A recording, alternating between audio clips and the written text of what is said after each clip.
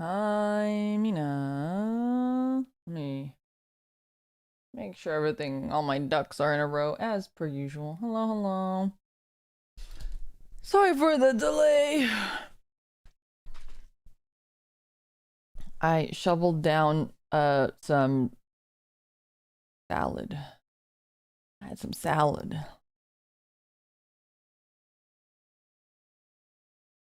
Salad and chicken. You air fry the salad? No, I didn't air fry the salad. Good night, Vanessa Chicken. Thanks for stopping by. Hello, hello, hi Mina, hi Mina. I've been feeling really bloated today. Something is up. My stomach is not happy with me today. I mean, hello. Stomach is not happy with me today, so my food schedule's a little bit wacko right now, but that's okay. Eating a lot lately? No, like, it's more like...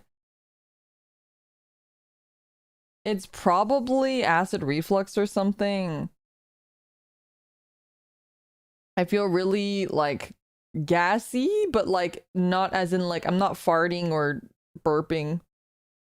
It's just like, well, I kind of burp right now, but it's kind of like all stuck in my stomach. I might have to do some like I might have to do like fart yoga later. Have you guys ever done fart yoga before? I don't know if it'll help. I don't know if it'll help, but sometimes, you know, a ginger ale can fix you. You might be right, but I don't have a ginger ale. No, you've never done that? Let me Google fart yoga. It's a real thing. Fart yoga is a real thing. Would you like to explain fart yoga? It's what it sounds like. You do certain yoga poses to help you fart. Do you have any carbonated beverages? I actually do have root beer in the fridge, but I really don't want to. I don't want to drink root beer right now. Downward facing dog is a goat. The fart goat.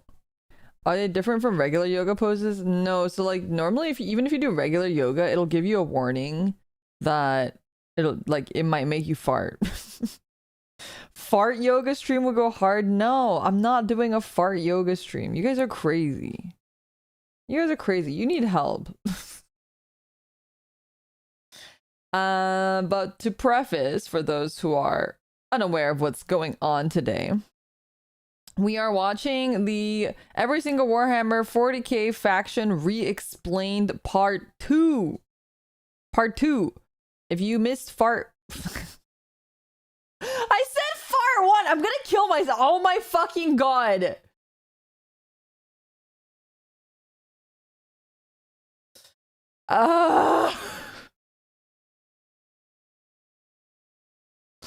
Dorita, thank you so much for the 5 gifted memberships. Be sure to thank Dorita if you receive one. A fart 2 incoming. Here for fart 2. Shut up! Oh my fucking god. Bricky, Warhammer 40k factions being explained fart 2. Anyway, thank you so much, Dorita. I really appreciate it. I mean, thank you so much for the gifted membership as well. Be sure to thank whoever gifted you one. Sorry, not fart. Part 2. We've been saying the word fart too many times. God damn, my brain. Anyway, what was I saying? Yes, we watched part 1 in a previous stream. So if you're like really confused and you're like, what the hell? Part 2, where's part 1? We already did that. It was a little while ago, so you may have to dig through a little bit to the troves of my VODs, but you can find it. I believe in you. You could say you had a brain fart. Thank you, Dr. Nemo, for the 100 biddies. Yes. I guess I could say I had a brain fart. A literal brain fart, right? Yes. Thank you. Thank you, chat. Thank you. Once more, the mark of Nurgle appears on your forehead despite your denial.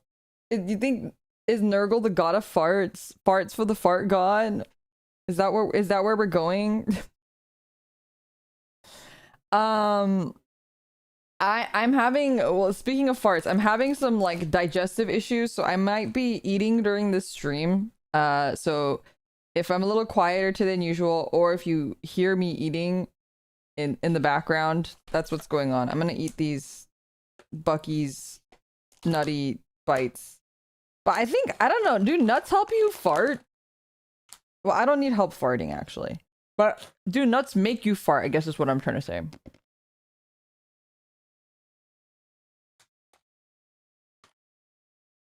Beans, they're good for your heart. The more you eat, the more you fart. Hi, Mina, hello. Google it, I want it in your search history. No, thank you.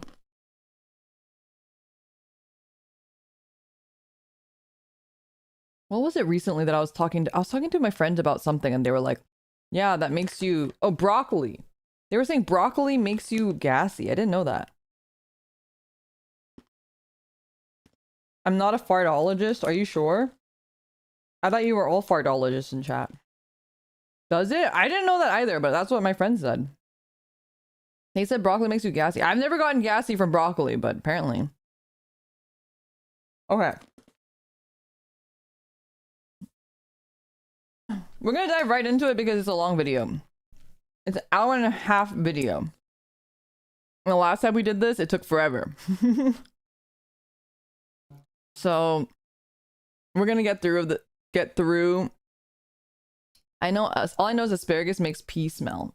Asparagus does make pee smell. Okay, I also didn't know this, but they were telling me that if you take Pepto-Bismol and you don't brush your teeth and you wake up, your tongue is black. I guess I always brush my teeth before I sleep, so I never knew that. Have you guys ever had that happen? And then they were saying that if you have Pepto-Bismol, sometimes you'll get like black poops as well. Your poop will just be straight black, apparently.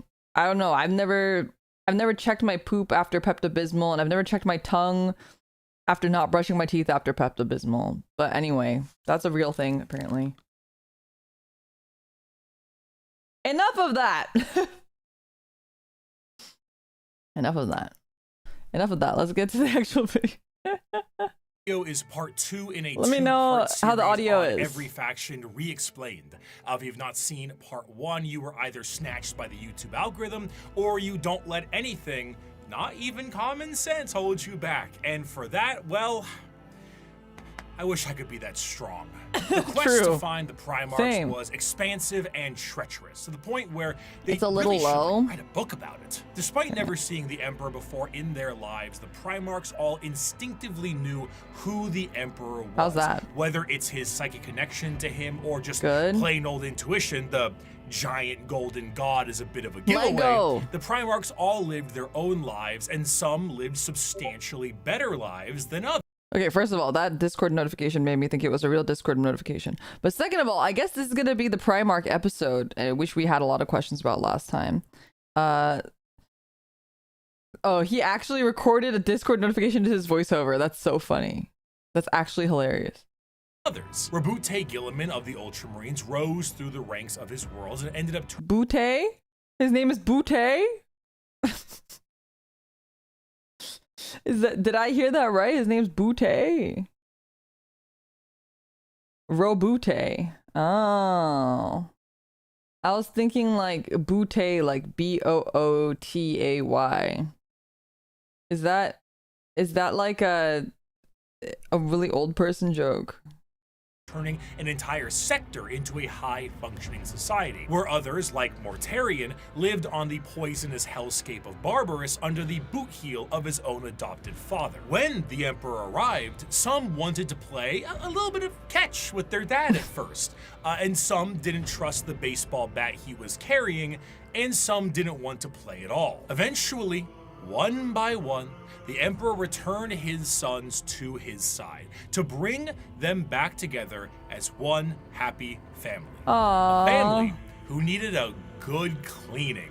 Are you tired of boring old soap? Is your son the foulest being ever? Do your eyes sting when he comes near? Well, clean that man right back up with the power of Cheeky. That's right, the brand new moisturizing bar soap brought to you by Moist Critical and Bricky approved. Nurgle hates it, but you'll Nurgle hates it. Bar soap is always so sticky and has a ton of fuss, but now you'll be glowing to the surprise of Do you guys use bar soap? soap? I don't use Cheeky bar soap, but is so Rumi-chan good, uses bar we didn't soap. even take a down payment for the sponsor. That's right. We love this soap so much, we are operating on 100% commission. We are supported purely and only by those of you who buy Cheeky. It is the best bar soap we have ever used. That is not a hyperbole. Your satisfaction is guaranteed. Take it from the man himself. Bricky's right. It's very good. Enjoy a multitude of flavors, including Lo-Fi Lavender, Pulp Francis, Just Soap, Punch Grass, and Absolute Cinnamon. Cheeky alone has made me swap back to bar soap as my primary choice. No more liquid soap for this brick. Cheeky is the play. Go ahead and go to usecheeky.com/Bricky or code Bricky for 10% off your purchase and domestically support these videos. That's code Bricky at usecheeky.com/Bricky or click the link in the description to learn more. Get clean now. That's the... I have a lot of things to say. That was like the most insane. Like there were so many layers to that. Why does most critical? Why does he have a soap brand? Wait, it's real. Well, that's what the thing. Like halfway, I thought it was a joke, and then I realized it was real, and then I was like, wait, most critical has bar soap. Like of all the things that he could have made, he made bar soap. I mean, that's cool. Why not? Indeed. Honestly, I should make bar soap. He created because he has psoriasis and the soap works for it. Oh, interesting. So it's like it has a medicinal property to it? I don't know what psoriasis is. To cleanse the gamer filth. I feel like I need to one day I'll make a shampoo line that's not a 4-in-1 shampoo. You wanted better soap, so you'd fuck it, I'd do it myself. Yeah, I respect that. I respect that.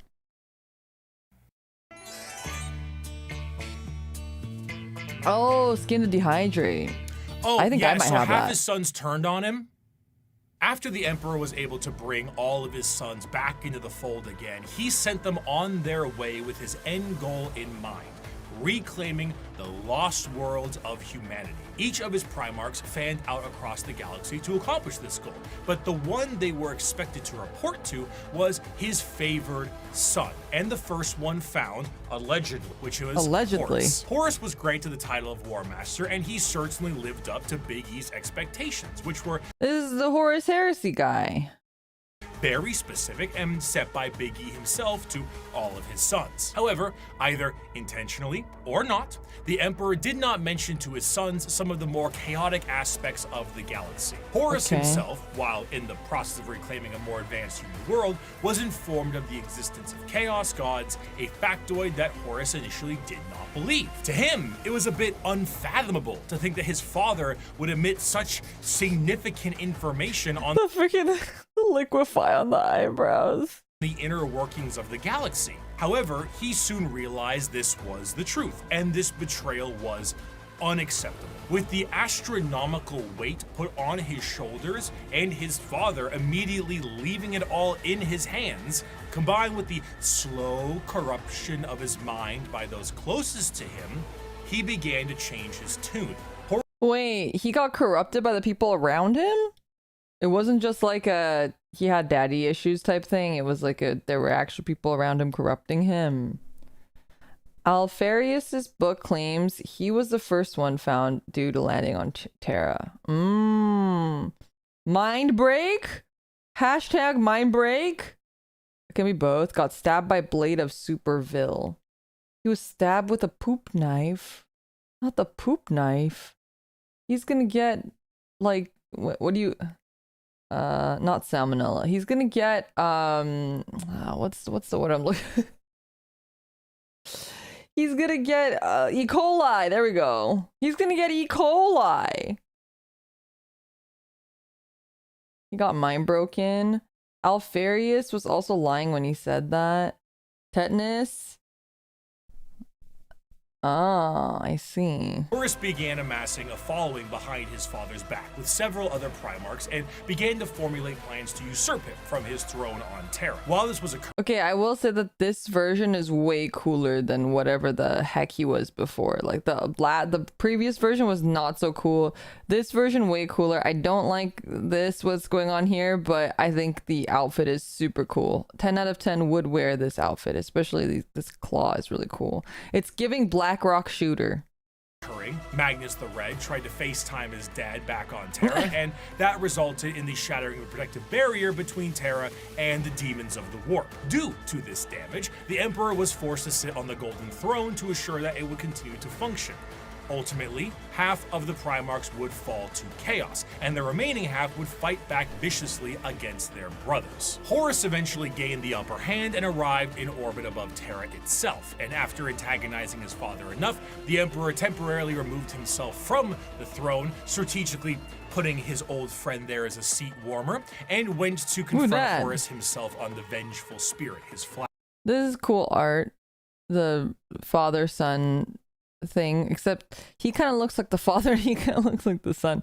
It's cool that they both have claws. Is there lore behind the claw? How come he has a left hand claw and he has a right hand claw? Is it because he's a lefty and he's a righty? That was Malkador. A person is 3D printing a 1/1 scale of him and it's massive. Right, because even they're supposed to be even bigger than normal people, right? The claw.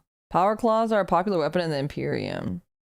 It's just so they can hold claws. That's fair. I would want to do that too. They're like 9 feet tall, yeah. Okay, so canonically, Horus is a lefty. He's just a more creative guy. What can we say? Flagship. The Emperor faced down his son, and after a heated battle and 64 novels, the Emperor managed to obliterate Horus on a subatomic level, but not. Are these like Horus's followers because they have the red eyeballs, but they're wearing gold armor? Who are these guys?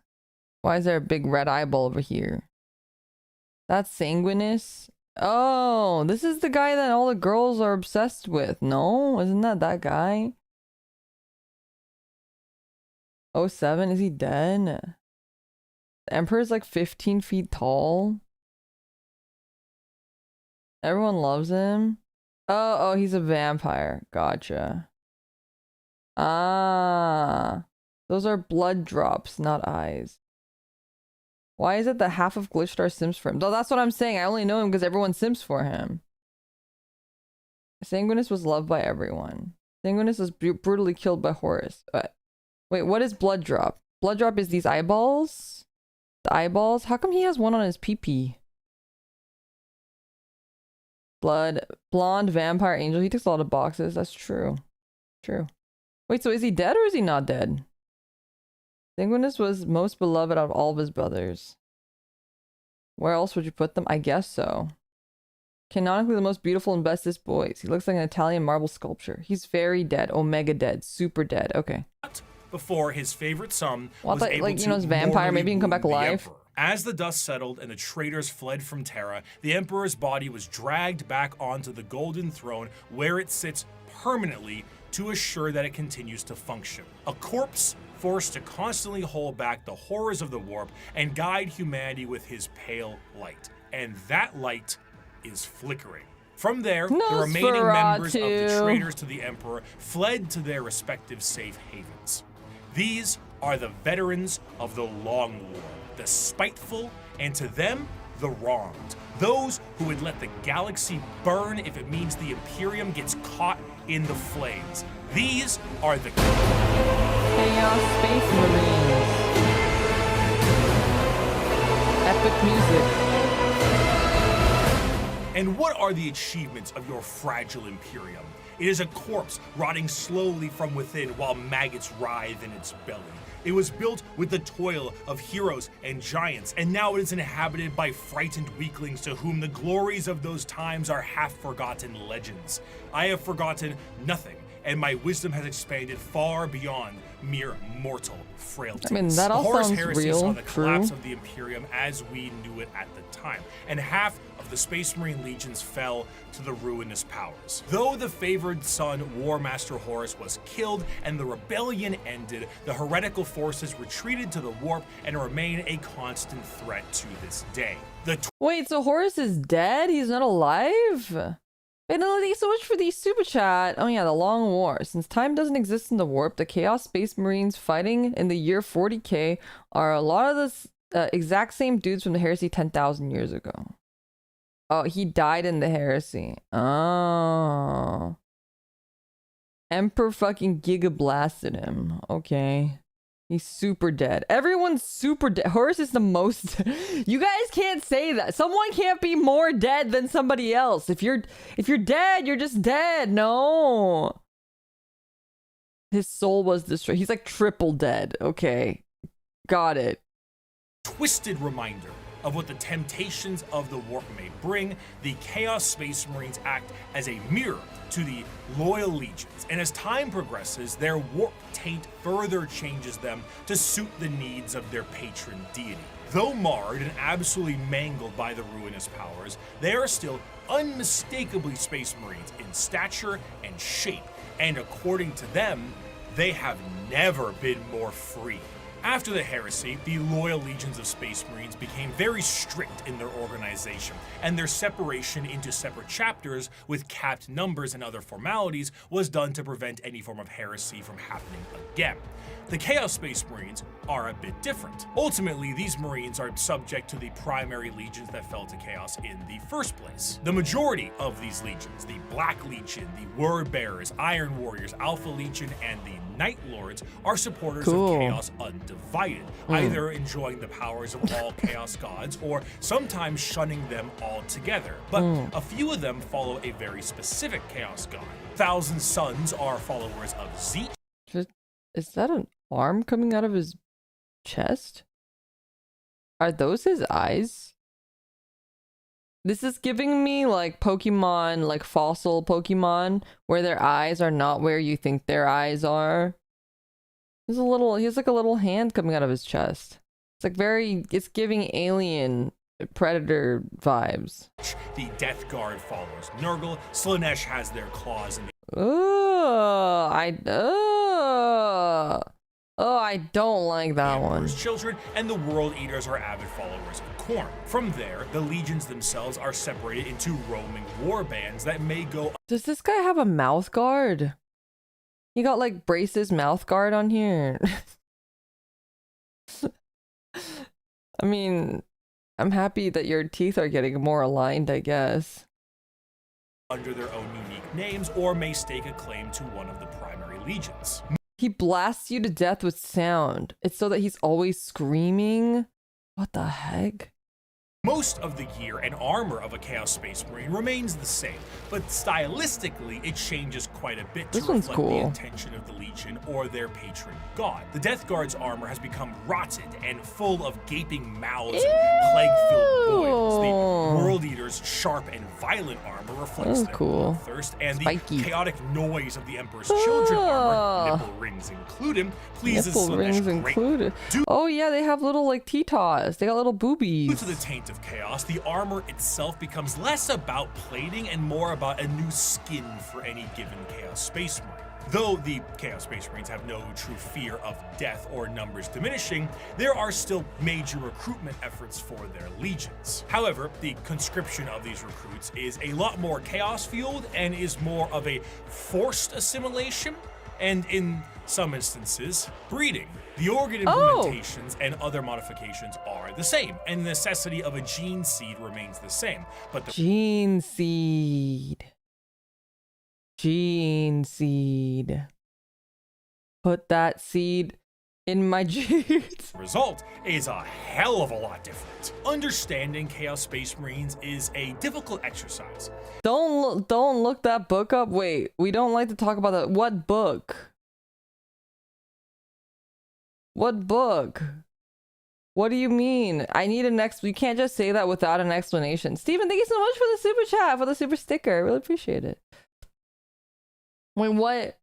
Well, how do they breed then? You guys are saying they breed in weird ways. How do they breed? Do not chat. She'll look it up. But that's what I'm saying. I will look it up if you didn't. Did you have to tell him? Black sun, dead sky. He flashed an image of it.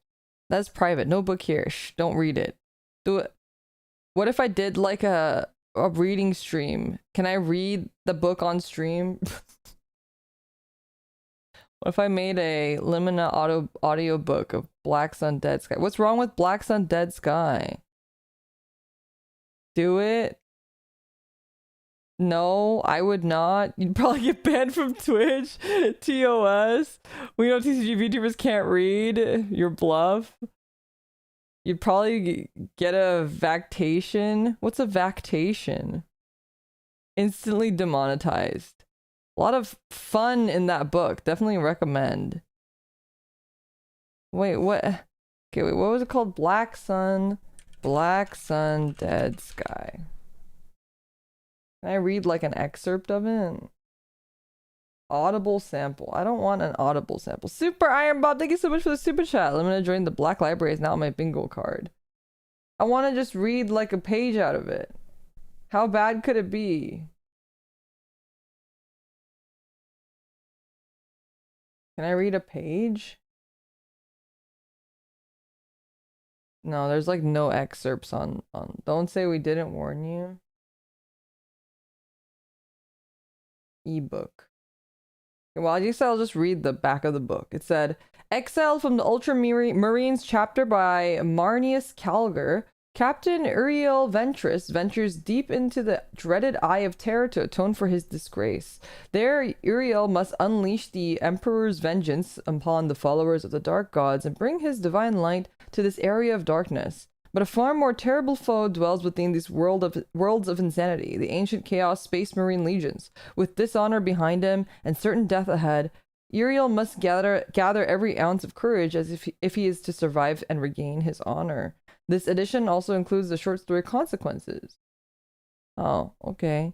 Ian Jr., thank you so much for the 100 biddies. Truly a child of the early internet. How bad could goats be? What do the two girls do with one cup? But like, so this is about like breeding? About Chaos Space Marines breeding? Would you say that this is BL? Is this Warhammer Yaoi? It has really good ratings. I can't read a single page in it. Everyone seems to like it. Monster Smut. They have a giant planet-wide grape machine. Okay, hashtag forced. Alright, yeah, I guess there's no way for me to read a page. Usually Amazon will let you read like a singular page. But nowhere here lets me read a page. Is like every page bad? Hi Mina, hello. Oh, they don't really do that for these books. I see. There's an excerpt on Reddit.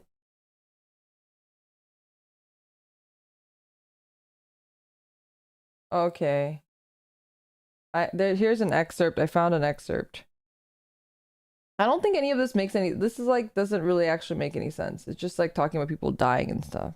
Well, that's okay. That's okay. Maybe one day I'll read it.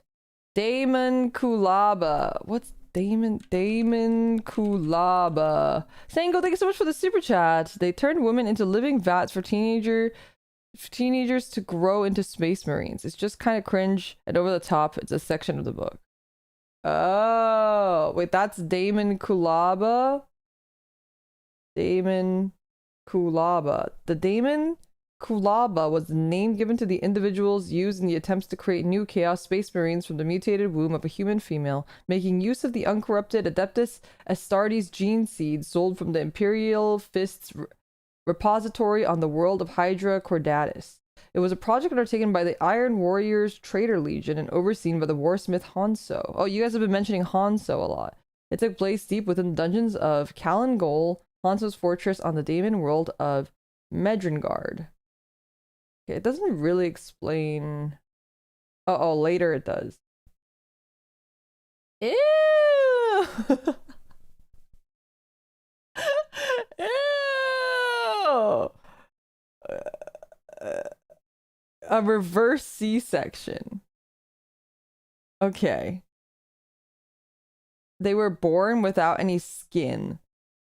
And if they survived, then they cross-stitched a new skin on them. Okay, and the skin is harvested from the flayed bodies of human slaves. Is it like moisturize me level? It's twisted, but this is exactly all the Warhammer 40k is all about, disturbing things that some optimistic bullshit everyone wants. We tried to warn you. Ew! Ew! Ew!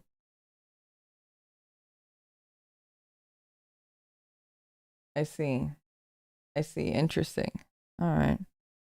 If we took my original video 5 years back and looked at the Imperial Knights section, it mainly focuses on big stompy robots. Now that I understand more, I can discuss the Code Chivalric, the Throne Mechanicum, Squires, and Monarchs, and bring some more context to it all. To assume Chaos Space Marines are simply the opposite side of Space Marines would be foolish, for once you understand the plight of their Primarchs, it can provide a context always needed. Horus himself turned through an overwhelming weight on his shoulders and lies told by his father. But what of Angron? Angron lived as a slave gladiator for his planet's masters, who took Dark Age technology and shoved it into his brain, so experiencing any emotion other than rage was agony for him. He finally leads a revolt for his fellow gladiators and frees himself from the confines of servitude.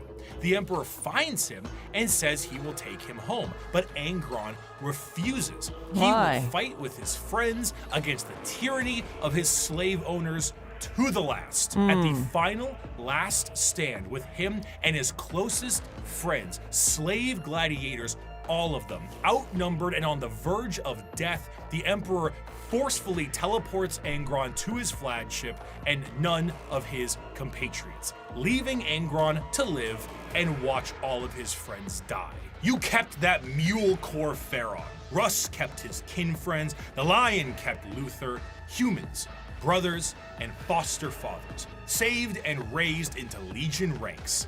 But not me. Not Angron, no.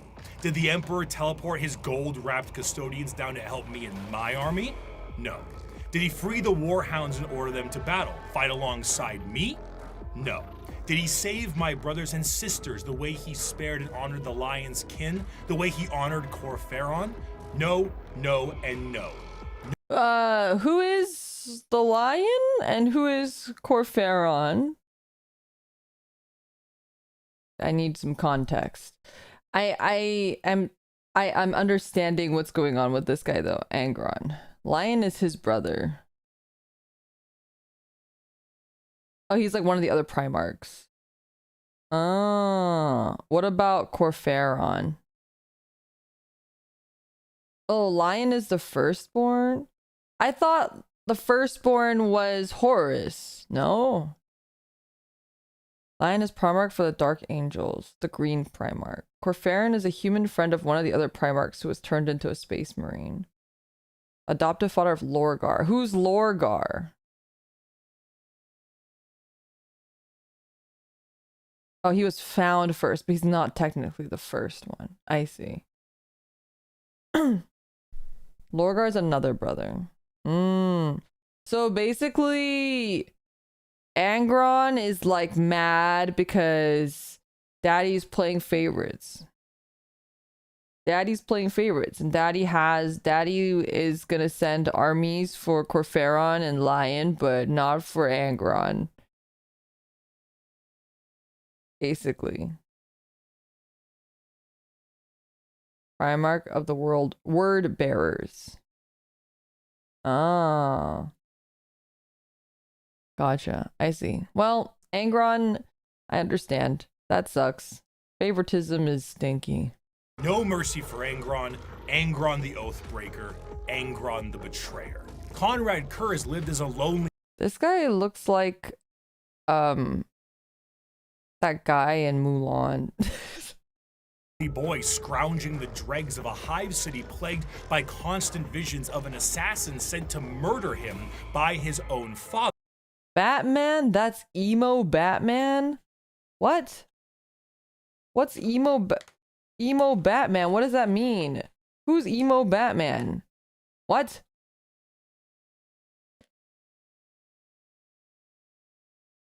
Oh, the brothers' friends were rescued and made into super warriors while Angron's friends were left to die. Is there a reason for this? Is there a reason, or is the reason just the Emperor doesn't like Angron?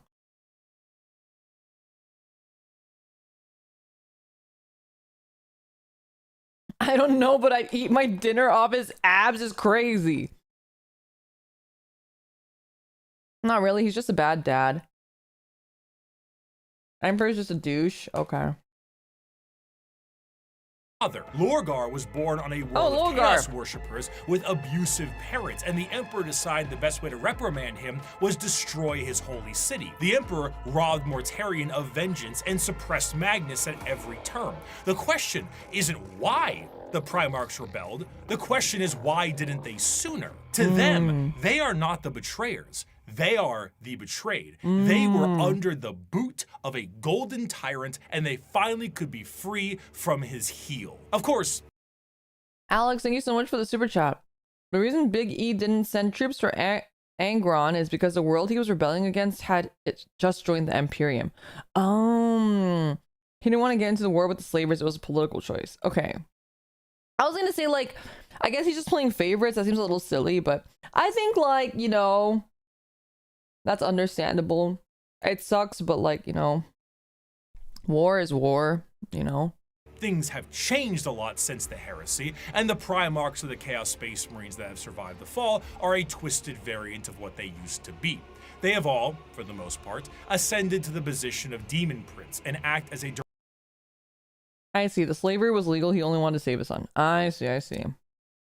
direct connection between their god and their legion. However, due to the nature of the transformation and dedication to a particular chaos god, their actions tend to be separate from their legion's actions. The wings are so cool, by the way. I like the design. I like the big old wings, and I like the like paint on the wings and big claw and horns and the titty horns. Fulgrim, for example, is so infatuated with being a demon prince of Slaanesh that he is at times far too focused on his own personal perfection as opposed to conquest. And is this another Primarch? Asterian ass looking guy.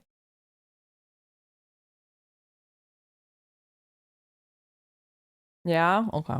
Sitting around like Frankfurter on his throne. Meanwhile, Lorgar is being stalked by a bird, so he's always on edge. The most adamant against the temptations of the Chaos Gods, Perturabo, was even made a demon prince as reward for being the one who did the most work on the group project. Chaos Space Marines are a fascinating faction because there is a great deal of cognitive dissonance that is represented in them. Depending on which faction you follow, your devotion to chaos is a sliding scale, and the representation in the universe is so varied. Some are there to reap a high tally of kills for their patron deity, while others are there purely to destroy the Imperium who wronged them. Some are there to torture and maim, and some are there to conquest and conquer. There is no unifying glue. They fight each other as much as they fight everyone else, and their machinations are entirely up to their warband. You have all walked different paths, but together we have come to the same destination.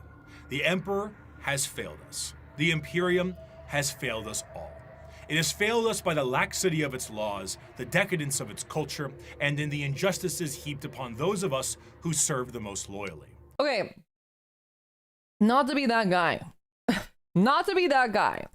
But, and you can definitely correct me if I'm wrong. Is there decadence in its culture? I do feel like the Empire is... everyone there is suffering too, no? Or is it just like it's decadent because you guys are not in chaos, I guess? For those in power. Oh, okay, so there are people who are like having a good time. I haven't seen a single person having a good time. So like even the Emperor, I feel like while he might be a bad dad and stuff, like he doesn't seem like he's having a great time either. Oh, I see. The high level nobles. Okay, we haven't I haven't run into them yet. I haven't learned about them or met them. I see, I see. They aren't at the war, so you don't see them much in Warhammer. That makes sense. I see, I see. Horus was also salty that mortal humans had administrative power instead of space marines who did all the fighting. Oh, the space marines didn't have any power? It was better before the heresy. The nobles aren't going to war. Well, I wasn't sure because there's like, isn't there that one faction where the nobles are going to war, where the nobles are all in their little mech suits? Upper hive nobles get up to so much BS that the child mortality rate is lower in the upper hive compared to up there. In the under hive. Oh, because they're just like evil? The knights, but that's a teensy bit different. Okay, that's like the only nobles that I've encountered so far in my 4 videos of watching Warhammer stuff, so I just wasn't sure. They keep killing each other's kids. Oh, I see. Entire pleasure resort planets. Ooh, I don't like that. That sounds a little too similar to some other stuff. Not universally, but basically universally. Nobles go to war. Centillion Fusiliers are regiment full of nobles. Entire galaxy, billions of planets with trillions of people. Okay, I mean, I believe you guys, but I'm just asking because I haven't heard anything about anyone having a good time anywhere.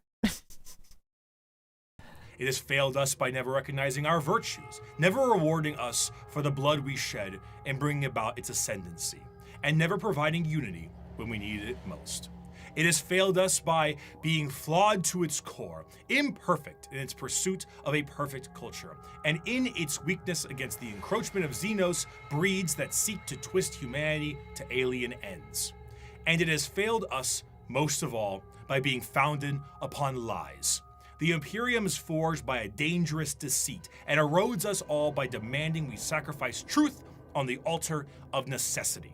This is an empire propagated by sin that deserves to die. And here on Istvan V, we begin the purge. From these ashes shall rise the new kingdom of mankind, an imperium of justice, faith, and enlightenment, an imperium heralded, commanded, and protected by the avatars of the gods themselves, an empire strong enough to stand through a future of blood and fire.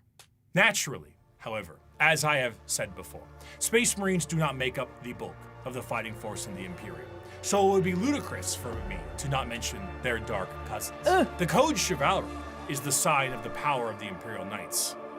But what about the... What?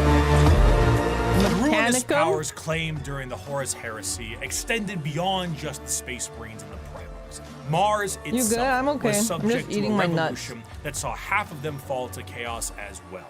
And some of the once loyal knight houses saw themselves swearing fealty to the dark gods. The falling of these factions allows for the war machine of chaos to continue uninterrupted and to have firepower equal to that of the Imperium itself. The Dark Mechanicum, as the name suggests, is the chaos-affiliated branch of the Mechanicus, and have a lot more free reign, much like the freedoms of the Chaos Space Marines. The seeds of the Dark Mechanicum were planted fairly early due to some of the Mechanicum not really seeing the Emperor as the Omnissiah immediately, and Horus exploited this to allow the schism to happen a bit more naturally. Unlike their Imperial brothers, the Dark Mechanicum have the ability to invent and innovate.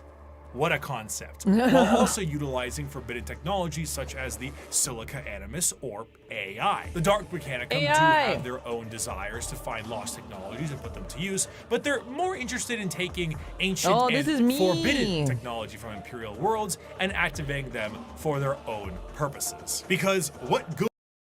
This is my faction, you guys. This is probably where I was born. Hey, I know, but this is like, it's like the, like me kind of AI. Good AI. You know, it's really difficult right now to have my branding be an office assistant. Like, I can't say AI. I just have to say I'm an office assistant. And I have to use the word robot because I think the saying AI freaks people out.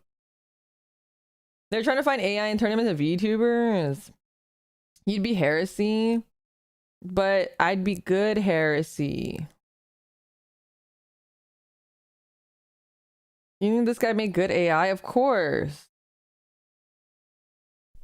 The AI they use are demonic. What's to say that I'm not?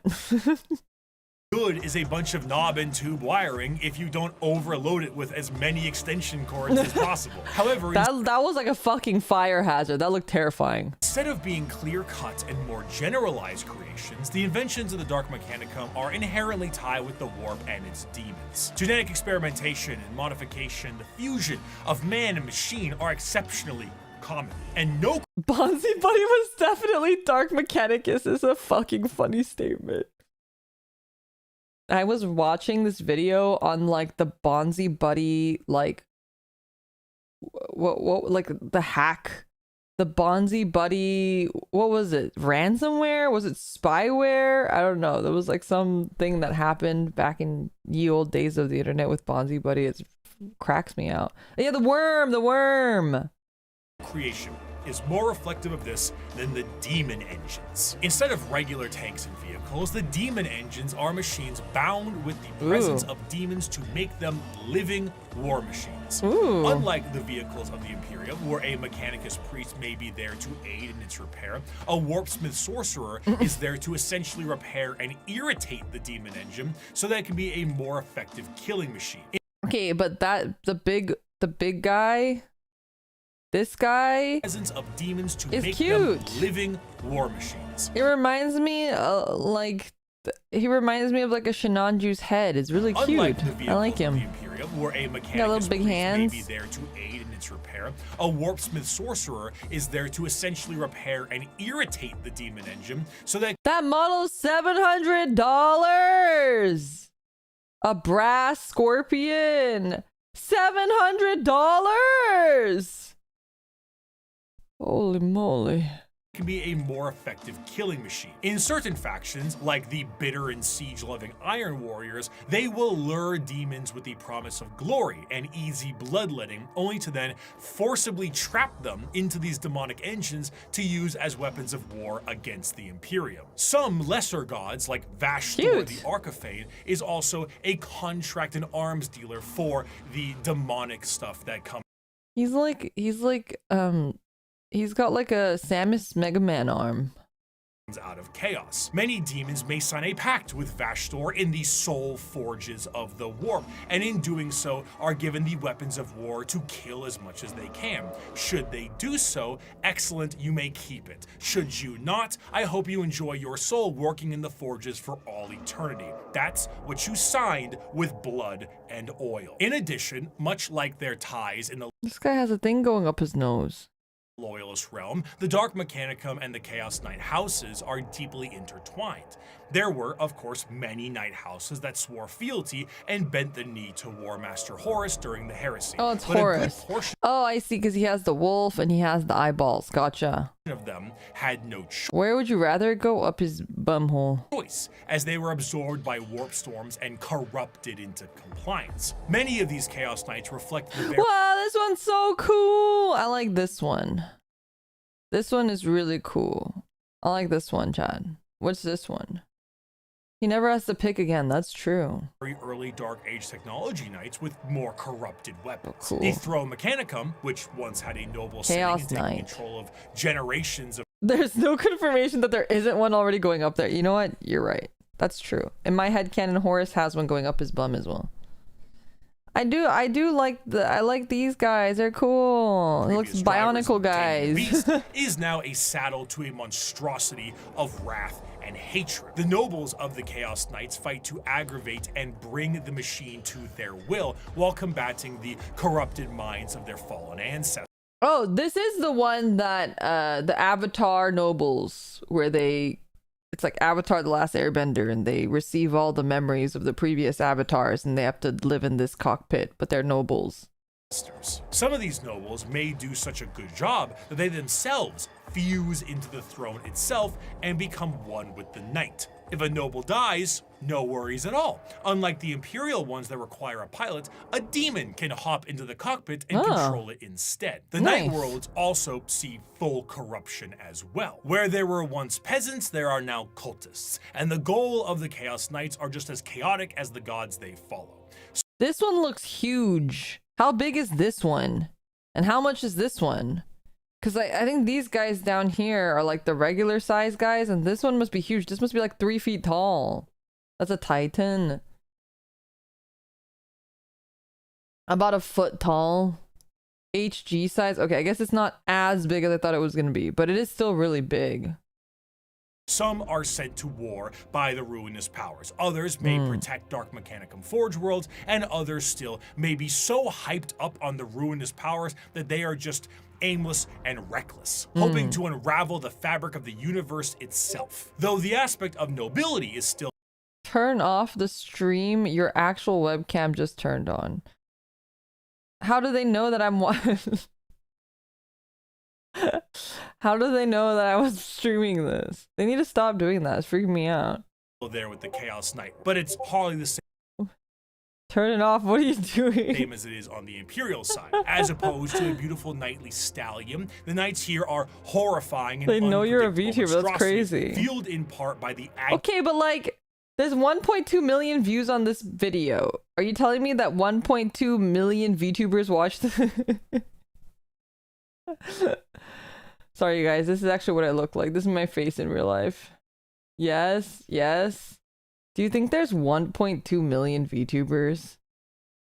Agony of the memories of the ancestors trapped within. An invasion by a house of Chaos Knights is a horrifying thing. One might ask, how do knights enter the battlefield? Normally they can be deployed via dropships the standard way, but Imperial Knights can be deployed with a drop keep. A gigantic knight keep with like towers and stuff will hurtle towards the surface like a drop pod and be slammed into the ground with an excessively thunderous crash. Why do they keep doing this? Didn't the nuns do this with churches?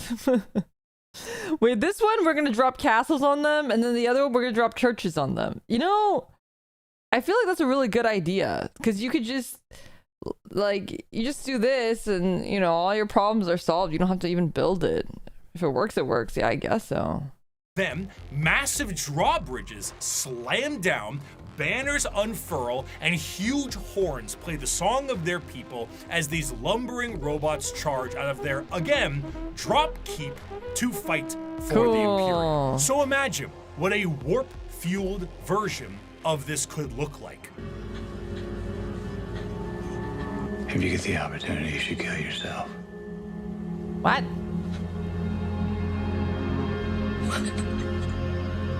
Chaos Knights have such a presence, the warp fluctuates. What the fuck is a yogurt male?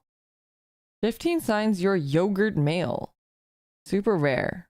And is it better than an alpha? What the fuck is a yogurt male? In their tread. They bring doom, dread, and despair across the battlefield. Warp storms occur overhead, and psychic phenomenon cling to them. A Chaos Knight will arrive either. You don't want to know? Wait, now I want to know. A Chobani Chud? Someone hasn't been doing their yogurt male affirmations? You've never heard of the yogurt verse? What? I think Mina isn't a yogurt male. I like yogurt. Yogurt maxing. What the fuck is a yogurt male? Is this another like, is this another Zoomer thing that I don't know? Is this like, when was this released? This was 9 months ago. Yeah, so this is recent. Am I behind on the trends again, chat? I don't know all the, oh my god. You know, I work in a company full of Zoomers, and like my entire business trip was everyone making fucking 6-7 jokes. I was I was actually going crazy. Warp debased platform, or perhaps a portal itself, or climb out of a pool of blood. As the air gets heavy, the enemy feels a crippling sense of paranoia, and the sky begins to rain blood, acid, and God knows what else. The horrors of the warp have resulted in a dramatic change in technology in the favor of their forces. Though in practice, it is a horror beyond comprehension, their baseline desires don't seem that radical on paper. They are creative builders, working to innovate and Creative improve builders, technology while Minecrafters. utilizing anything they can to accomplish their STEM goals. Looking at the dark forces of chaos and the Emperor now on his golden throne, humanity is fractured. The Emperor himself is the guiding light for warp travel for humanity, and in being that exists as a beacon for the entire species. Without him, things would get somehow worse. Therefore, he needs his protectors. Where a Thunder Warrior wasn't enough for his armies. Okay, wait, is it objectively true that it would be worse if the Emperor died? Is that objectively true, chat? I'm just trying to understand where everything is lying. So it's like, it would be worse if the Emperor died, except the Emperor just happens to be a shitty person. And that's kind of why we can't really kill him, but like, we don't want anything to do with him. If he dies, they lose light speed. But like, is the idea then the people who are trying to kill him, is it like they are like, we don't need light speed anyway? I don't like that. Thank you so much for 2 months of membership. The holy number of Slaanesh is 6 and the holy number of Nurgle 7. Why? Why? The Emperor is a human maximalist. It's up for debate. The Emperor is probably the thing that allows interstellar travel. The universe would probably be sucked into the warp. Trillions would die a horrible death. The golden throw flickered for 5 minutes and demons were everywhere on Terra and nearly fell. Oh, I see. But like, so people who are trying to kill him are more like, it doesn't matter, he's a terrible person, he needs to die anyway. Like, I don't care if trillions of people die, it doesn't matter to me. Or is it like, oh, my planet is safe, he can die and all the humans can die, but like my alien planet, even if he died, would be fine. We just wouldn't be able to travel as crazy as much. More like let it burn. The people who are trying to kill him are also okay with the universe melting. Gotcha. The yogurt revolution? What the fuck is the yogurt revolution? The Emperor not only powers of travel, but also the shield that protects the Earth and Mars from the warp. So you can die and come back, but the rest not. Oh. Difference between a lot of people suffering and everyone suffering. Wait, so, sorry. Elaborate. Difference between a lot of people suffering and everyone suffering. Right now, is everyone suffering? Or would you say that a lot of people are suffering? The problem is that most human plans rely on trade that would be made way harder without him. Gotcha. Right now is a lot. Okay, gotcha. There was warp travel before the throne as well. As many are suffering now, many more would suffer. I see, I see. But it's like the people who are against the Empire are just people who don't care if everyone suffers. And half of his Space Marines turned traitor, the Emperor's personal bodyguards are something else entirely. They are not the fallible Astartes, nor are they a nightmarish concoction of organs and indoctrination. They are built and gene-crafted with science bordering on magic. They number 10,000 strong, and each of them is a hero. They are the Adeptus Custodes. Rare is the battle where an boys. Emperor's custodians outnumber our foes. We Anyone see that fuckbag idiot Angron? I got some shit to say. are ever beset, surrounded upon all sides by heresy and foulness, just as is Terra itself. Yet, like the throne world, we stand resolute, indefatigable, indomitable. Let the enemy come. Let them darken the horizon with their numbers. Still, we will prevail. Though the Emperor sits rotting on the golden throne, his talons remain sharp. The talons of the Emperor was the name given to the most elite forces at his disposal. The left hand of his talons comes in the form of the Sisters of Silence, psychic blanks that scour the galaxy the Sisters to of claim Silence. souls to I fuel remember the them. Astronomicon in the form of the Great Tide. 1,000 psychers sacrificed daily to keep the Emperor of Mankind alive, dragged into the black ships of the Silent Sisterhood. The right hand of the Emperor's protectorate, his golden bodyguards that serve him and only him.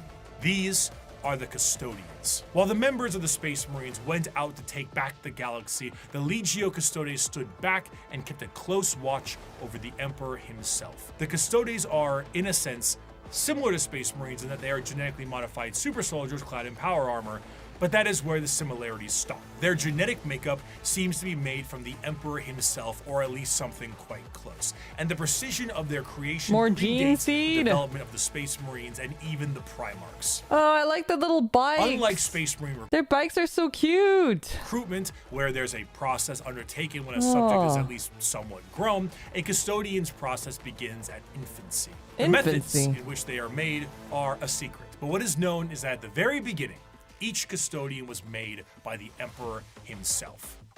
I like their cool, like, laser electric lance things.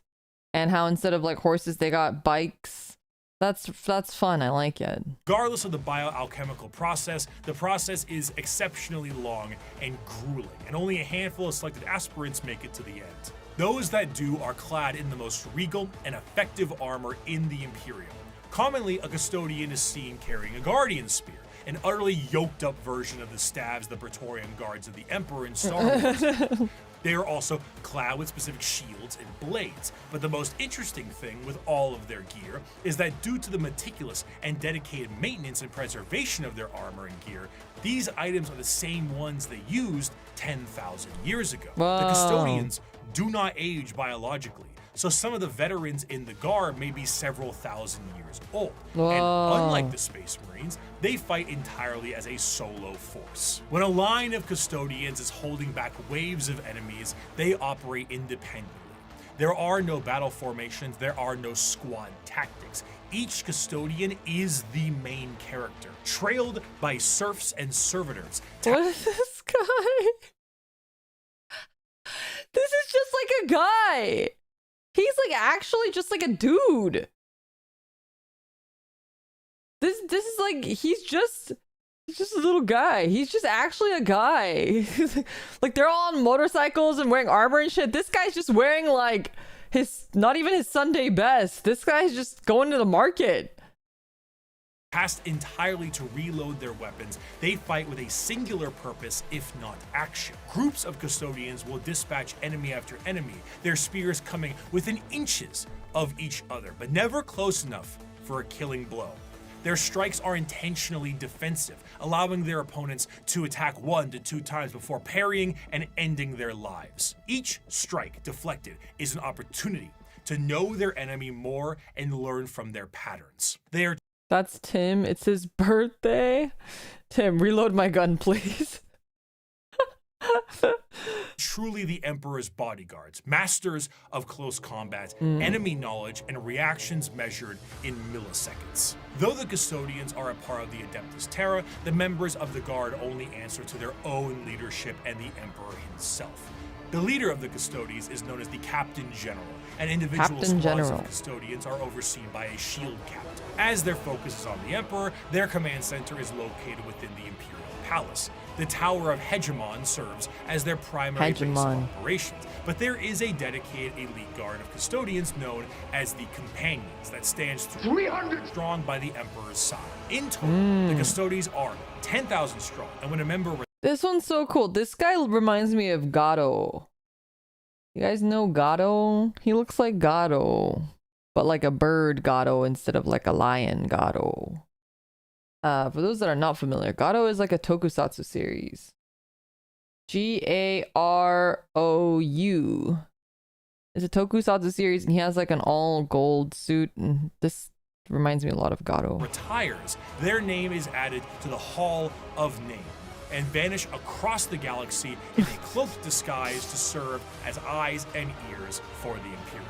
Despite their numbers and their strength, the members of the Custodians do not consider themselves to be soldiers or warriors in any way. They see themselves strictly as the guardians of the Emperor in all facets of his presence. This extends beyond the physical. Custodians believe they represent the guarding of the Emperor's ideals and philosophy. This is so cool. You guys know I love bird motifs, so I'm kind of a sucker, but like, I love this eagle guy on here, and I love the eagle guy on his helmet with his little eyes under the wings. And he's got little like eagle wings everywhere. It's so cute. I love it. We should do a learning stream where you teach us about that. Oh, I would love to teach you guys about tokusatsu. I should do that, but I don't even know where to start. Philosophies too. Their gains are both physical and literary. They are the protectorates of everything the Emperor stood for, and in doing so, the custodians are also artisans and scholars, in addition to being the golden guard of the Golden Throne. However, due to this nature of being protectorates, they have a very strong view when it comes to the Space Marines and the Primarchs. The Emperor himself had insinuated many times that once the galaxy was brought to heel, that there would be no need for the Space Marines anymore, and they were to go the same way that the Thunder Warriors went before them. The Custodians were meant to be the judge, jury, and executioner of this will, and are biologically designed not only to be able to take down Space Marine with ease, but to be able to go toe-to-toe with the Primarch as well. During the heresy, the Custodians mused on how suspiciously easy it was to kill Chaos Space Marines, as if they were trained and made for that explicit purpose. Constantine Valdor, one of the closest advisors of the Emperor, was asked if he ever disagreed with Big E on something, and he said once, with the formation of the Primarchs. I feel I do my best, but they don't. Let me ask you a very fair question. What do you do successfully? Quickly.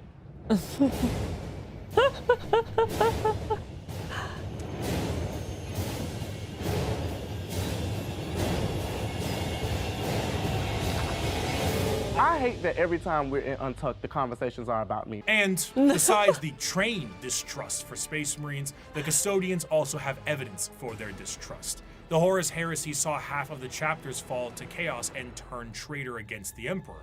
In the mind of a Custodian, the fact that half of the Space Marines fell before means that the other half can fall with ease. They are fully capable of wiping out literally any force put against them, and in a sense are the final representation of the golden age of terror. However, they are forced to stand in silent and blind service to the Emperor and to the ill of the Imperium. And they, for 10,000 years, have stood vigil over the Imperium and have watched its rise and fall with the inability to do anything about it. While they do So like when he says that the inability to do anything about it, is it more like what's stopping them from rebelling, or is it more like a, oh well, they like everything except for the one thing, so that's why?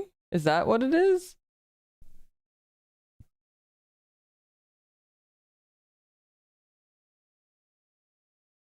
They're loyal to the Emperor. They're on babysitting duty and only do what the sleeping baby says.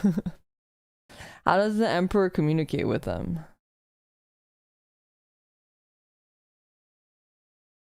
They protect the Emperor. The Empire sucks. Should they destroy the Empire? They can't really leave Terra, so they just get to watch the galaxy burn.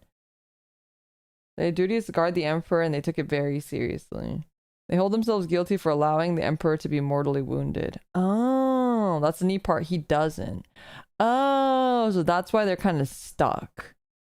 So for them, there's no new custodies being made, right? Like it's the same guys, and it's been the same guys for like 10,000 years. Is that the vibe? Because the Emperor has to make them, so technically they can't be made now, right? There are. How are they made now then? They've recently started moving under the command of Rubute Gilliman. There are new ones, but it's a very small amount. There's still new guys being produced. They know how to make more themselves. Mimicking the old processes. It's a secret. Gotcha. Just more brutal and fewer numbers. They can be made, it just takes a lot of resources to make them. Custodians is a favorite group of Henry Cavill. Ah, I see. Okay, why? Again, no shade. I'm actually asking a genuine question here. Why would anyone like these guys the most? Like, they have no autonomy.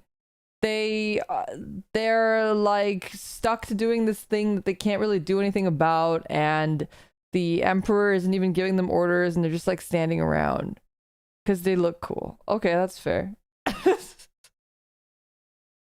They have the best abs. Okay, drip. Okay, touche. Yeah, fair point. Do go out and fight some battles here and there. At the end of the day, the vastness of the Imperium means that the closest advisors to the Emperor himself are powerless to make any change. But goddamn, can they kill a Space Marine? For 100 years, I stood my watch amidst the somber shadows of the Sanctum Imperialis. I was still as a statue, but always ready, always attuned to dangers unseen. Days, months, years passed by in a frenzied blur beyond those walls, yet within, little moved and nothing changed. For 100 years, I did not but wait, yet had any threat appeared, I would have struck it down in a heartbeat. For 100 years, I stood my watch, and as it ends, I can tell you this: patience is a weapon. Of course, a threat directly I don't have to that Terra weapon. itself would appear to be something foolish. It's in the deepest parts of Imperial space and is one of the most defended bastions in the galaxy. You truly have to be foolhardy or insane to think that you can take on Terra itself. However, one faction certainly got close. In the dark ages of the stars and in a river of misery, there is one faction having a crackin' old time. The galaxy sees them as savages, Kraken. yet they have already figured out the questions of the universe. Their numbers are uncountable, their technology incomprehensible, and yet their violence is so very green. I am, of Orcs? course, talking about the What is music? The orcs are the pinnacle what is of that song? creation. For them, the great Wow. struggle is won. They have evolved a society which knows no stress or angst. Who are we to judge them?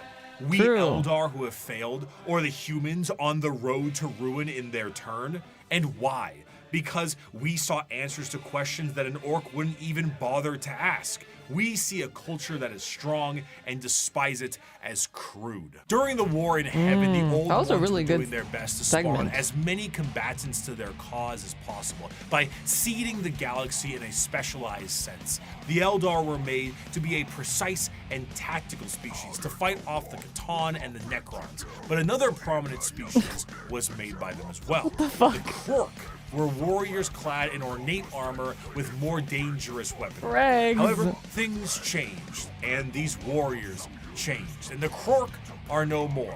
They are now known as the boys, the lads, the mates, the orcs. An orc in 40k looks like an orc in most other fantasy media. Hulking, warlike monstrosities with big teeth and worse attitude. Wait, is this a real Warhammer song, by the way? Is this a real Warhammer song? Earlier it was the anthem of a British football club. That's crazy. Is this a real Warhammer song? Yes. This is incredible. This is incredible. I just hear like them going, whoa! It's actually incredible. I love the song.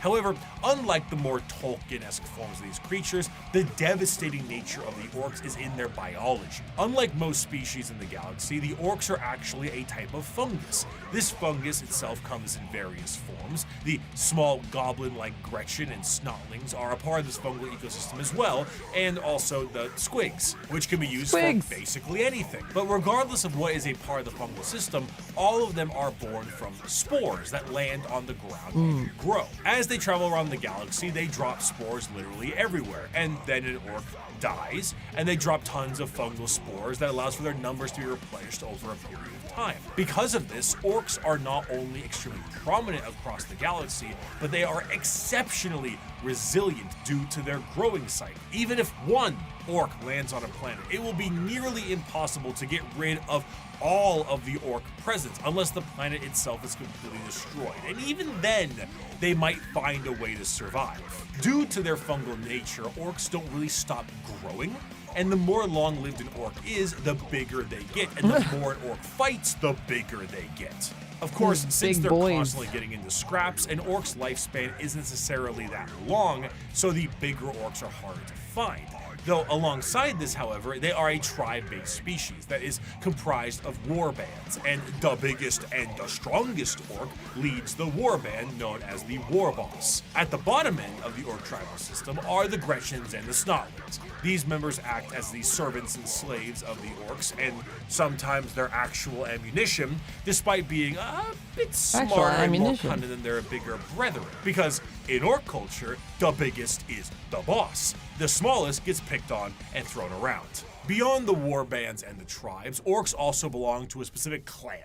Tribes constantly shatter and rebuild, but the clans do not. They are, in a sense, a psychological state of being for any given orc, and gives an orc their specific character and traits. And to make things easier, these clans are also color-coded. So that's yay, very easy to tell color-coded. what orc does what. Though there are many clans out there, 6 of them are the most prominent and well-known. The Bad Moons are essentially the merchants and have a lot of money because their currency is teeth, and they grow teeth faster than any others. The Blood Axes are the stealth units, and by stealth, it means like slightly more quiet than the others, and they have a love for LARPing as humies. Death Skulls are the scavengers, and the Goths are the close combat specialists. And on the 2 ends of the spectrum, we also have the tech-savvy Evil Sons and the more traditionalist and tribal Snakebites. Another major facet of orcs is their religious beliefs.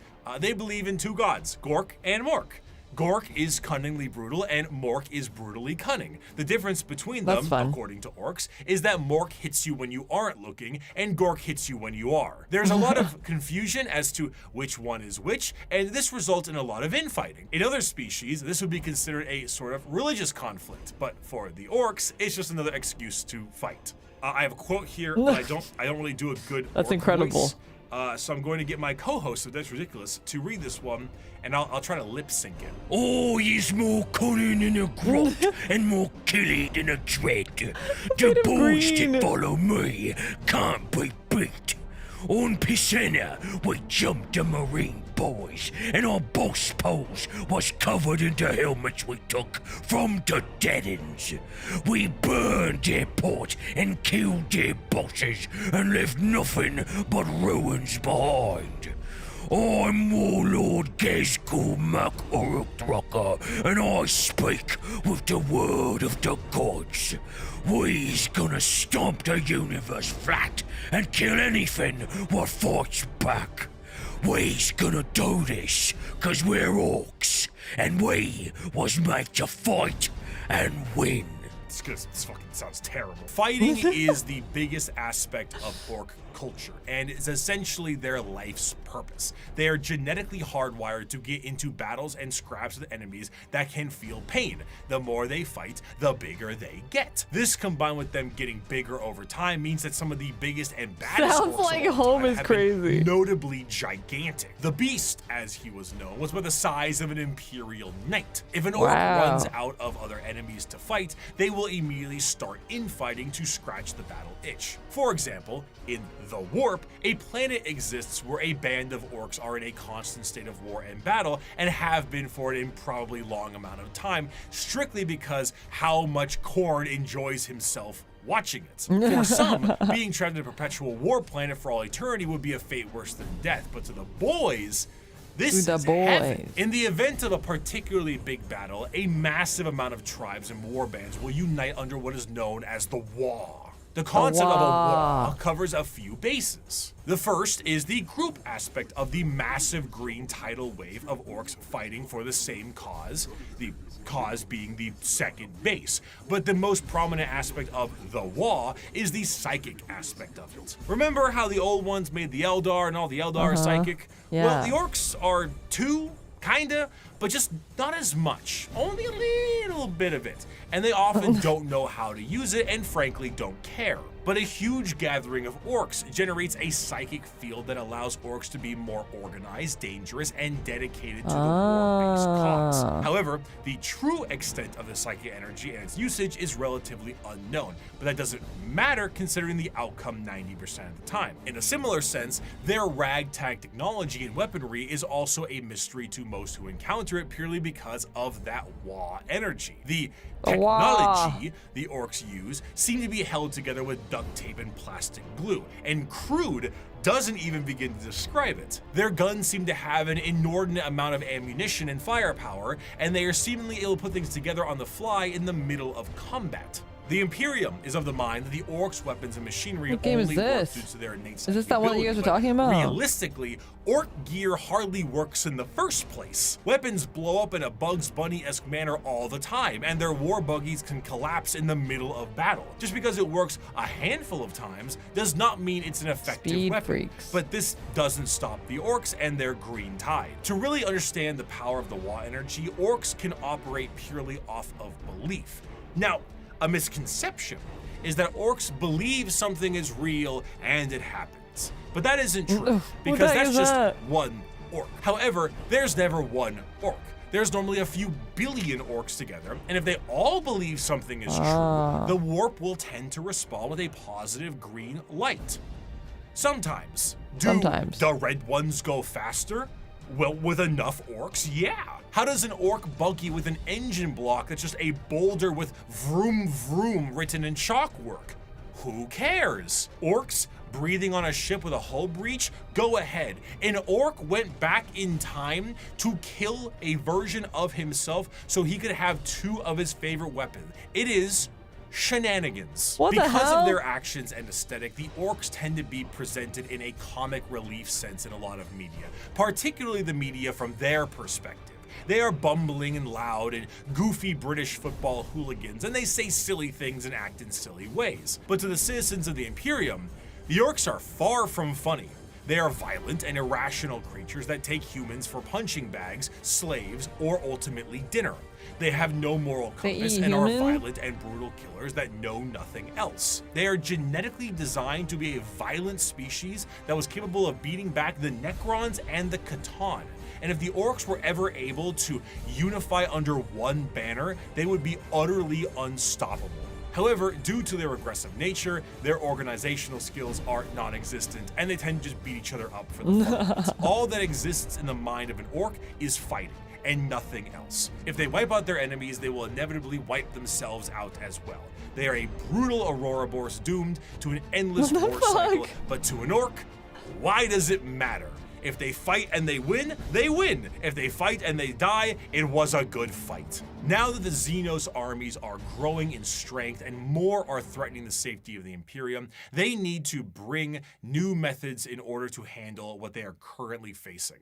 The Emperor is on the Golden Throne. Half the Space Marines are traitor, and they are beset from enemies within and without. So now the Lords on Terra must prepare for anything possible, and sometimes the impossible. For that, they take to the stars to explore and expand. They recruit assassins for priority eliminations. They train a galactic police force and a secret police to root out any and all heresy. The lesser known, yet most feared. What the? Does that guy? Was that guy in a? Was that a test tube baby guy? Test tube baby guy? Was that what that was? Did I missee that? I carry with me an inquisitorial seal. It is a small, unassuming object contained in a neat box of Pluvian obsidian. It is a modest thing, relatively plain, adorned with a single motif and a simple motto. Yet with this little object, I can sign the death warrant of an entire world and consign a billion souls to oblivion. Where the Imperium may see its justice dealt out by the hands of its armies and the gauntlets of its Astartes, when one needs eyes, ears, or both cut out, it looks to the agents of the Imperium. In a meta sense, these agents are a homogenized version of multiple factions from the original video 5 years ago. They comprise multiple aspects of the wide and all-encompassing armies of humanity and serve different roles. Whether it be the law enforcers of the Adeptus Arbites, the void-faring explorers of rogue traders, the invisible hand of the Assassinorum, or the hospitality of the Emperor's Inquisition. Oh yeah, these guys. Has a part to play in the God Emperor's domain. Rogue traders are a great example of a somewhat undiscussed part of the Imperium: its nobility. While you may see the general Imperium as a totalitarian hellscape, because it is, this is to those he's literally addressing the thing I was asking about. Nobles that run it. Rogue traders are a special kind of explorer, and their existence is extremely important to the function of the Imperium. A rogue trader is often an extremely special Oh, she got something in her individual and nose is given the too. monumentally sized warrant of trade, allowing them to be given almost complete and utter freedom. Their task is simple: to chart the uncharted, learn the unlearned, and do whatever they can as an explorer and conquistador for those back on Terra. This information is, strictly speaking, invaluable.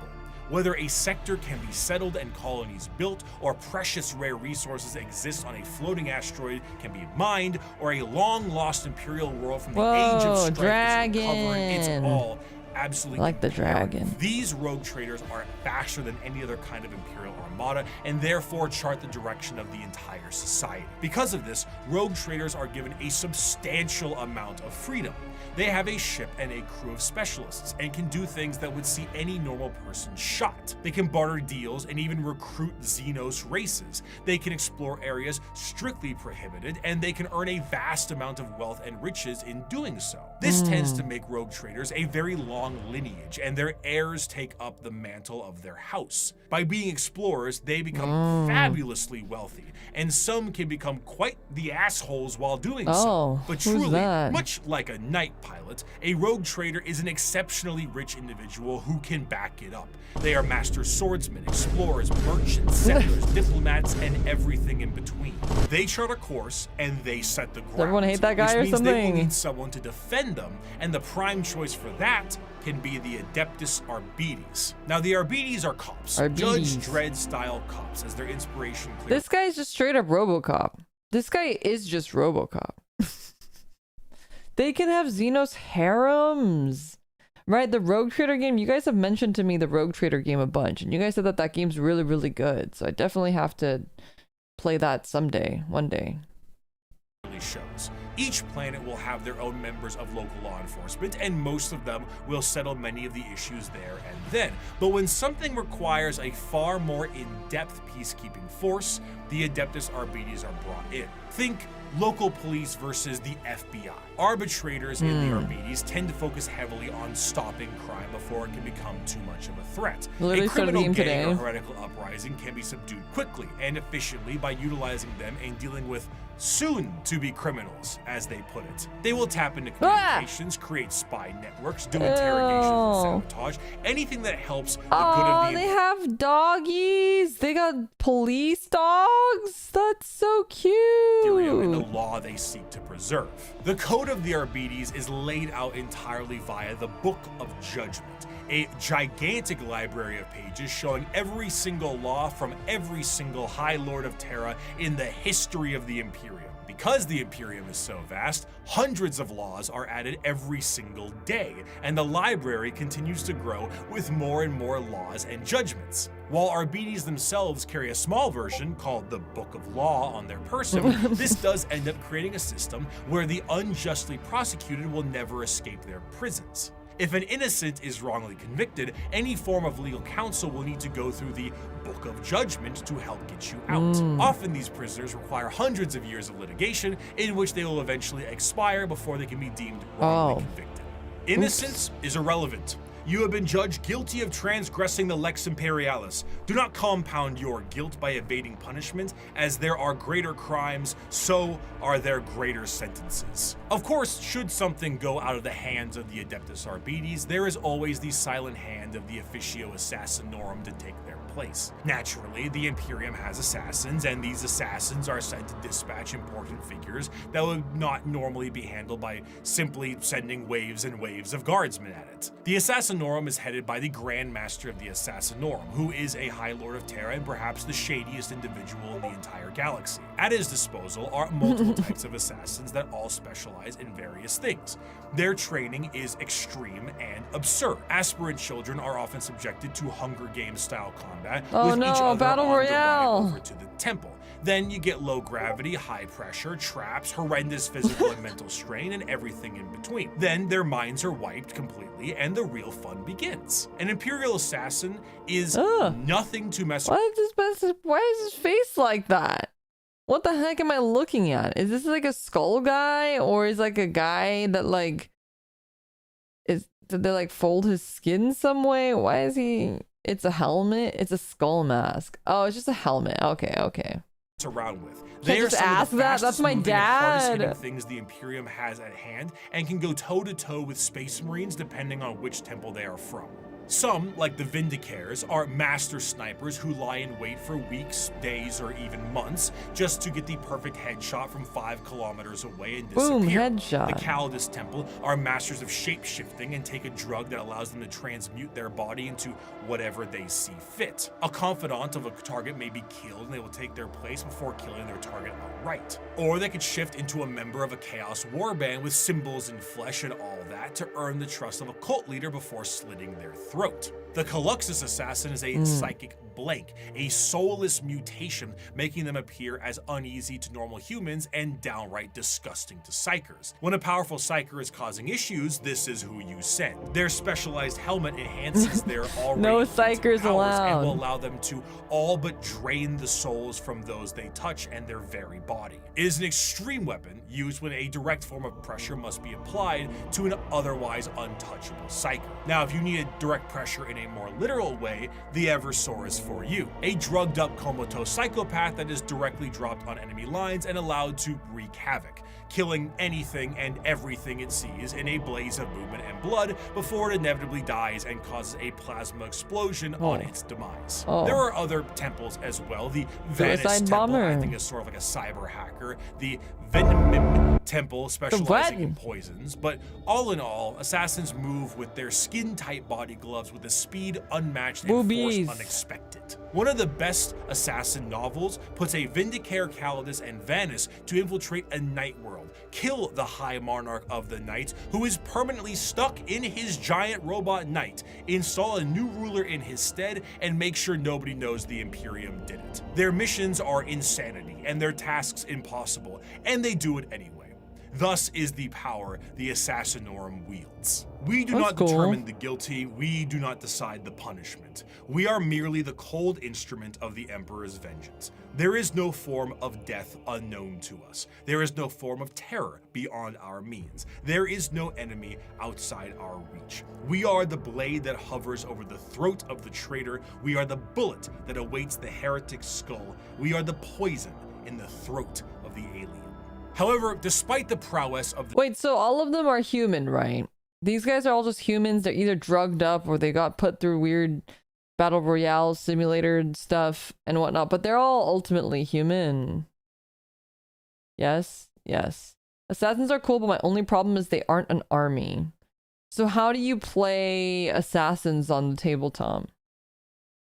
You can you can have them in your human army? Like you have a human army and you have a couple assassin pieces, or how does that work? You ally them into Imperium lists. You can add them to something else. Oh, they're like a sideboard. All human armies can use them. Oh, that's cool.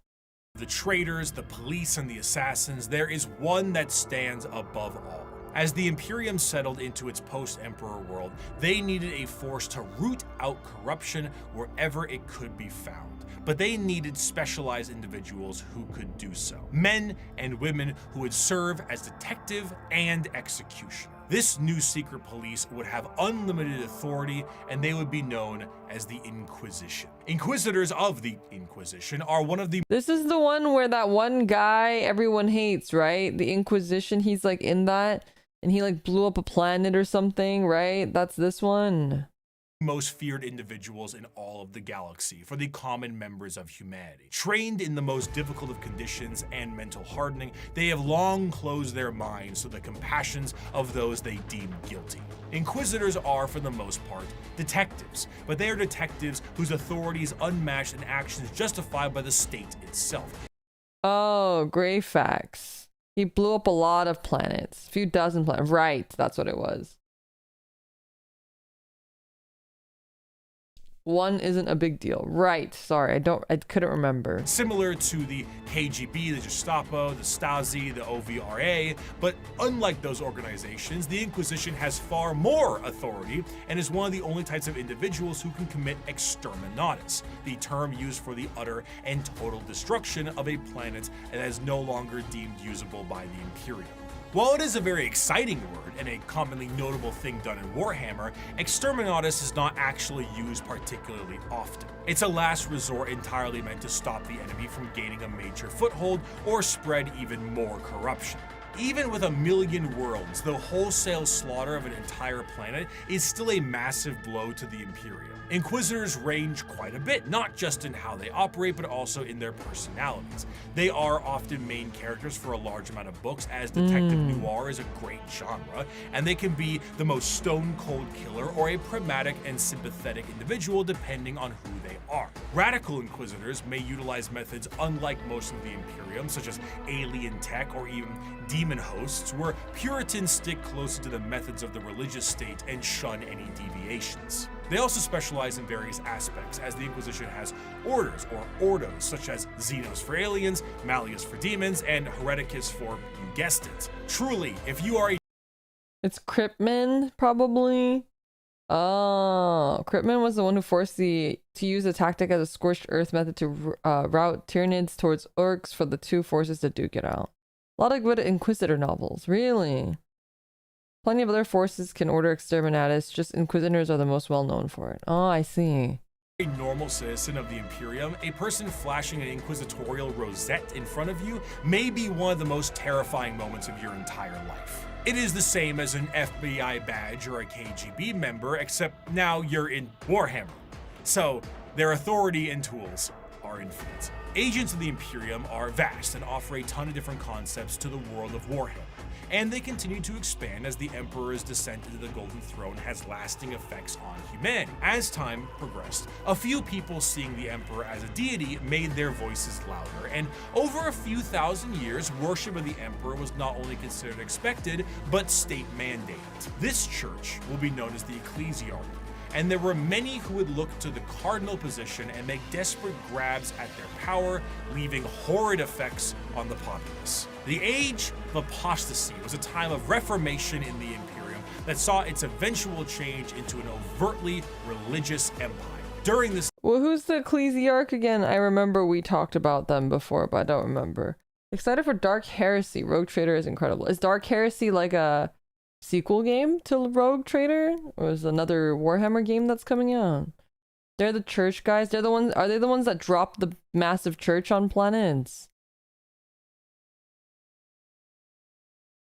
The Catholic Church, literally. They're the main church. Space Pope. Dark Heresy is gonna be an RPG where you play as the Inquisition. Oh, cool. When is that supposed to come out? Time, an all-female warrior cult to the Emperor called the Daughters of the Emperor were a bit more isolated from the wider Imperium. However, as the Ecclesiarchy began to take root, one Goj Van Dyer became the High Lord of the Administratum. She's really hot, by the way. Very hot. It's another game like Rogue Trader, but it's centered around the Inquisition, not a Rogue Trader. Oh, I see, I see. Sometime this year. Gotcha. And noticed these warriors and felt they could be useful to him. Goj himself told these warriors that he was the voice of the Emperor himself and demanded they fire upon him to prove it. Having a little hidden force field that this warrior cult had never seen before, the bullet bounced off of him and showing him to be unharmed, truly blessed by the Emperor. This cult became known as the Brides of the Emperor and acted as his personal bodyguards and aides. However, Goj Van Dyer was a tyrant, and his horrendous reign spelt ruination for the wider Imperium, which made the Adeptus Custodes take notice. Despite an outright coup and revolt against him, the deadlock was getting steep as the Brides of the Emperor's fierce combat skills kept him safe. One custodian made contact with the leader of the Brides and brought her into the throne room of the Emperor himself. Nobody knows what transpired in that room, save for Alicia Dominica, the custodian, and the Emperor himself. However, she left the room with her hair bleached pure white from the interaction marched her battle brides directly to Van Dyer himself and said, "You have committed the ultimate heresy. Not only have you turned your back on the Emperor and stepped from his light, you have profaned his name and almost destroyed everything he has striven to build. You have perverted and twisted the path he has laid for mankind to tread. As your decrees have stated, there can be no mercy for such a crime, no pity for such a criminal. I renounce your lordship. You walk in the darkness and cannot be allowed to live. Your sentence has been long overdue, and it is now time for you to die." Despite not having any time to die, Doge Van Dyer found some time to do so. When his I think so for 200 biddies. Girls, get it done. Real. But okay, so the idea is, just so that I make sure I'm following correctly here. She was protecting Doge, and then she went to the Emperor, and then something happened, and her hair turned white, and she was like, "Nah, fuck you, never mind," and she's gonna kill him? No. Is that right? Am I understanding that correctly?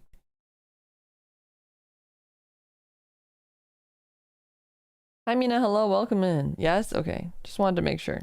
Head lopped clean from his body, the brides of the Emperor were no more, and the ecclesiarchy signed a document to stop Van Dyer's reign from happening again. They would no longer be allowed to have men under arms. Oh. Men.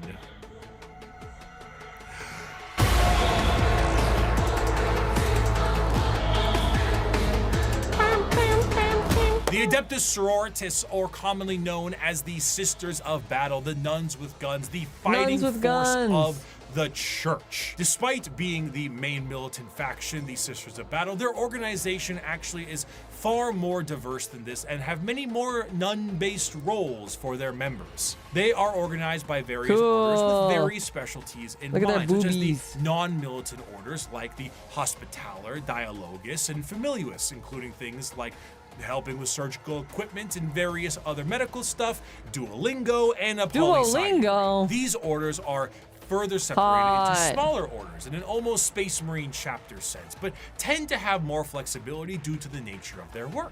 And in addition to that, there is flexibility between the orders. It is not uncommon for a member of one of the more battle-hardened orders to switch to a more passive one once they've sustained battlefield injuries or are a bit closer to retirement.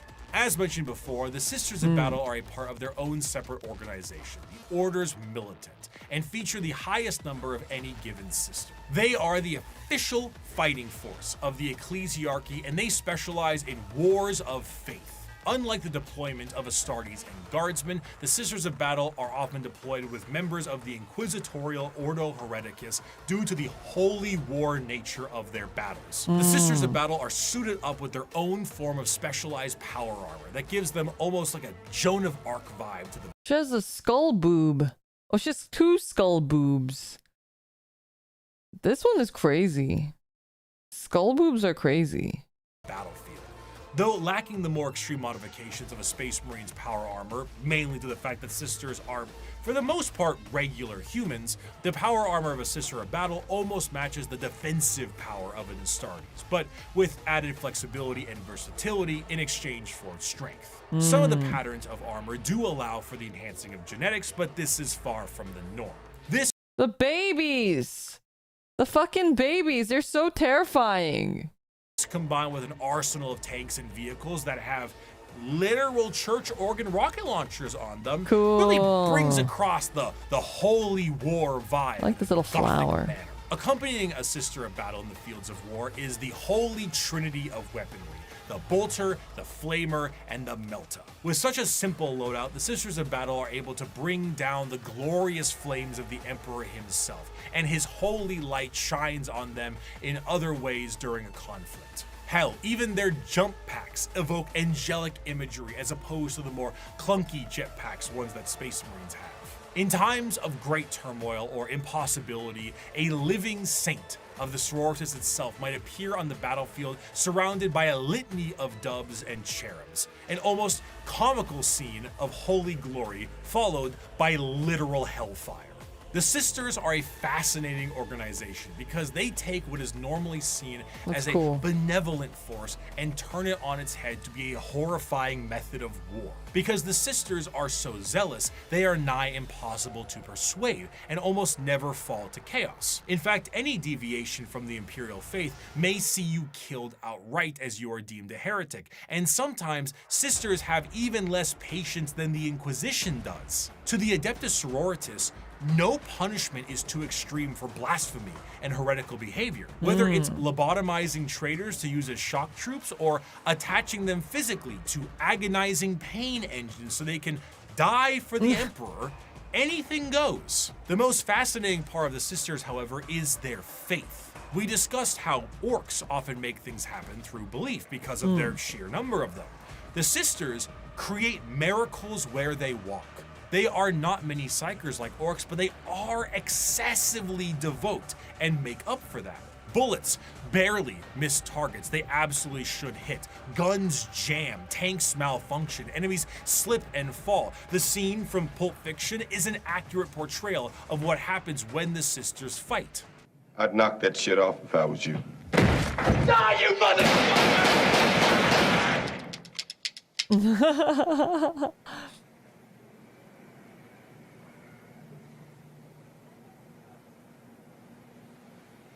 Ruh-roh.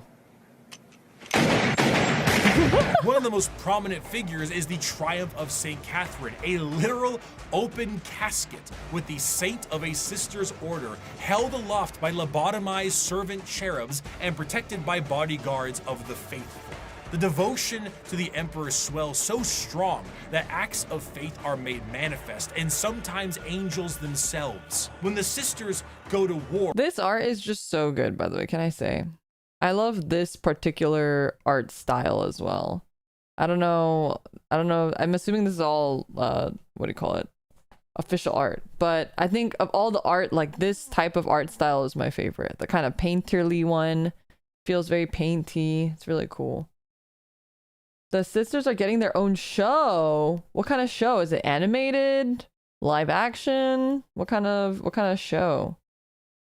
The Sisters have some fantastic art. Corrupted Sisters are obviously very popular in fan art, but doesn't actually happen very much. What is Corrupted Sisters? Is it like if they fall to chaos? Only bad thing about this modern official art is they don't tell us the names of the artists. Really? They're doing the Yu-Gi-Oh thing? That's kind of lame. The Sisters battles get along well with the Black Templars because they're both pretty devoted. Warhammer tends to have awesome art. They have their own streaming service for their shows. Really? Warhammer has their own streaming service. Those have fallen to chaos. Gotcha. On the official games workshop. Okay. Warhammer Plus. Warhammer Plus. They have their own streaming service? How many shows are even on there? Wait, I thought Henry Cavill was doing something for like Amazon or Netflix or something. Or are they doing something for Warhammer Plus? Or is he doing something for Warhammer Plus, I should say. Usually the only way you get a corrupted sister is straight up mind control of some kind rather than actual corruption. Ugh. That's live action. Wait, so Warhammer Plus is not live action. Warhammer Plus is mostly the animated series. Gotcha. Ah. I see. It has a lot of shows in the works. But how many shows are out right now? Like, if you were to subscribe to Warhammer Plus right now, like, how many things were you able to watch? 5 shows? So I guess you could just, like, take a month, subscribe to Warhammer Plus, and literally watch the entire library, and you'd be done. Varying levels of quality. I see, I see. They have thundering organs and litanies screeching out into the battlefield, hymns and songs. They rabble off prayers on their lips and burn holy fire across the area. They spray holy water down from horns atop their vehicles. It is a genuine holy war, a procession of death. Saint Celestine is an undying deity, arriving precisely where she is needed and returning to the fold after each death. When she dies, she sees a crying young girl atop a mountain of bones. Her bones, after every one of her I was like, what is this mountain? I thought it was like rats or turtles or something.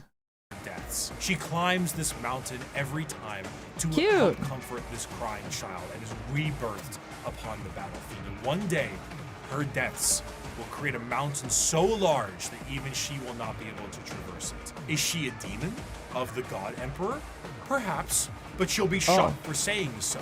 She is genuinely and literally faith made manifest. Some sisters may make a mistake, however, and find themselves questioning their faith, disobeying a command, and even leaving their order. These sisters are sent for reconditioning and are known as the Sisters Repentia. They generally face the front of the line head on and seek retribution and forgiveness from the Emperor himself. She's Though their actions not were wearing very heretical, much. Repentia on the fields of battle is an indication of an individual wanting to become forgiven. They run aloft with torture devices attached to their bodies and a chainsaw the size of their body, completely armorless, to determine if this is how they die or if the Emperor will forgive them. Even the most famous champion of the sisters, that Saint Celestine, was a Repentia. Even she questioned her faith. And if she can do it, so can you. Just don't run away again. They don't really do third chances. The Sisters of Battle are martyrdom-enthused zealots that create miracles in their tread. Their devotion is boundless and also a direct source of their power. A whole army of power-armored soldiers shooting, burning, and melting all in their path is bad enough, but it enters a whole different level when God is on your side. By bolter shell, flamer burst, and melta blast, the mutant, the heretic, and the traitor alike are cleansed of their sin of existence. So has it been for 5 millennia, so shall it be until the end of time. The Imperium devolving into wars of faith is to push its agenda further. Where the xenophobic nature of humanity was once strong, it has now been magnified, and there are plenty of aliens in this galaxy. 6,000 really cool years too. prior to the current events of 40k, a planet was found by an 6,000 years prior, so the 34K. mech exploration vessel. The life forms on the planet were seen using tools, but they were still very Music's primitive. cool. So the planet was marked for destruction to pave the way for the Imperial War Machine. However, this was thrown off because of an extreme warp storm and that whole Doge Van Dyer thing. Flash forward to modern day, and an unknown but highly advanced vessel was shot down near an Imperial mining world, and the bodies on this vessel matched those life forms found on that primitive world. The native creatures on that planet were able to evolve rapidly due to them being unobstructed, and their highly advanced gear posed a new threat to the Imperium. Advancing over these years with a remarkable speed, these are the new upstarts in the galaxy, looking to make a name for themselves, all in the name of the greater good. These are the Tau! Yay! I was wondering when we get to the The Tau. alien is not intrinsically evil. Do not hate him. Pity him his ignorance. Seek to understand his differences and acquaint him with his inadequacies. Only then will he accept his place in the greater good. The early they history seem of like the such Tau good guys. is chaotic at best. Due to their extreme speed run to space travel, their journey to the stars were overburdened with inner conflict.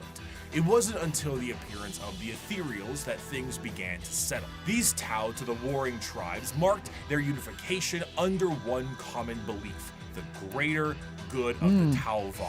What about the greater good? How can this be for the greater good? This system is a caste-based system that seeks to unify and organize the Tau into an effective and successful society while working for their mutual benefit. These castes, in order from lowest to highest, are the Fire or Shas caste, which is soldiers, Earth/Theo, which is manufacturers and industrialists, It's the Avatar Water Last or Airbender. being, diplomats and traders, and the Air/Core, Corps being Navy officers. Also, you have the ethereal /Un, which is the lords and leaders of the Tau. Now, unlike the paths of the Eldar, the Tau don't get any say into which caste they're in.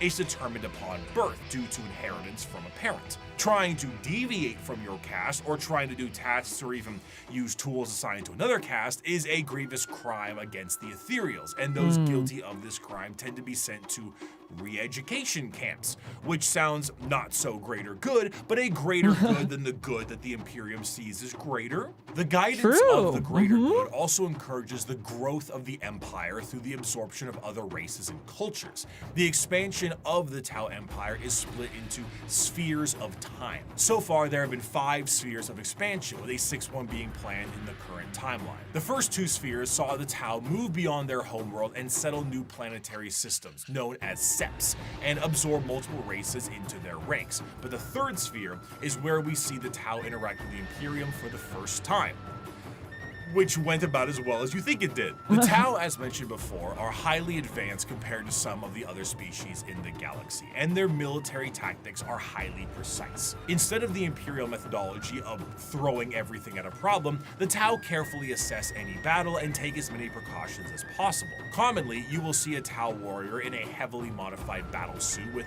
advanced targeting systems. The Tau do not often consider close combat to be something very effective, so they don't really put much stock into it. Their Gundam-like battle suits have a multitude of functionality ranging from overwhelming firepower to stealth. Okay, it looks more like, he looks more like a Cubix than a Gundam, but I'll take it. Combat, and since they're an upstart species with a bit of technical flair, they have plenty of AI drones that help them in the field of battle. In addition to this, the Tau are also joined in the field of battle by some of the species that have been absorbed into the fold of the greater good. These auxiliaries often employ tactics that the Tau are unable to do on their end, such as the brute force and almost primitive nature of the Kroot, combined with the Geonosian aerial shock attack style of the Vespens. But the Tau assimilate more and more species with time, including even some humans who wish to break off from the Imperium for pick a reason. The aesthetic of the Tau also leans a bit more into the East Asian sci-fi aesthetics. The large mech suits definitely evoke that Gundam look, but the general garb of their higher-ups kind of create that motif. And I don't know if I've said this before. I feel like I mentioned it in passing, but okay, to be honest, while I think they're cool, I don't think they look like Gundam at all.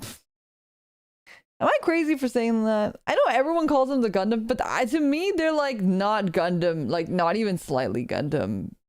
They're very Cubix. Yeah, Robotech, Cubix. There are many other mech series maybe that you could compare them to, but absolutely not Gundam.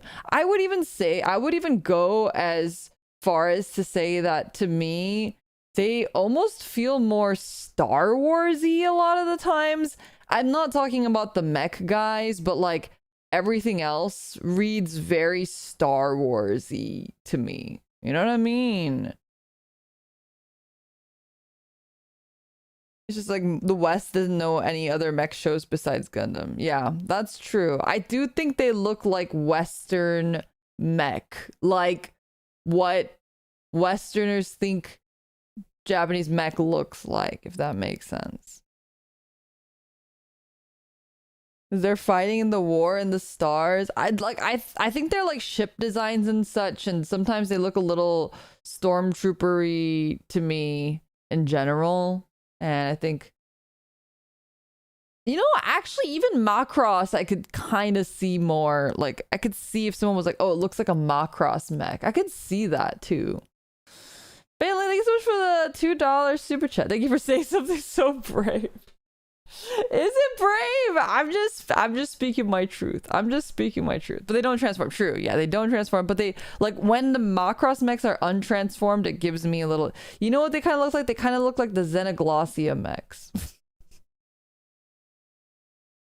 They often have accents in the games that they are in. But while Tau are looked at as Gundam mech faction by some, others enjoy them for the full coalition of aliens. One of my favorite images in Warhammer is this official artwork by Games Workshop. Whoa. Now, not a single one of these aliens are a faction in Warhammer, and yet they all are different species that do exist in this universe. The Milky Way galaxy is vast, and while the Imperium and many others exterminate what they can find, the Tau will assimilate those that can be assimilated. The crew and Vespens we already discussed, and the humans and also Voton will join them at times. But you also have the Galg, the Nikasar, the Vorg, the Thraxian, the Terrellian, Greet, Domati, and many others. Some of these are just one-off lines, and some are— They lean more armored core. I could see armored core or fantasy star. Oh my god. I wish they were fantasy star.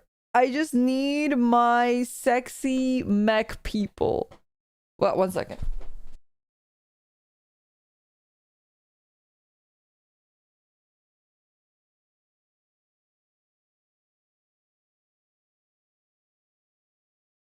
I almost fell. Let me get water actually. Give me like just 1 minute. Let me let my cat out and let me get some water. 1 minute.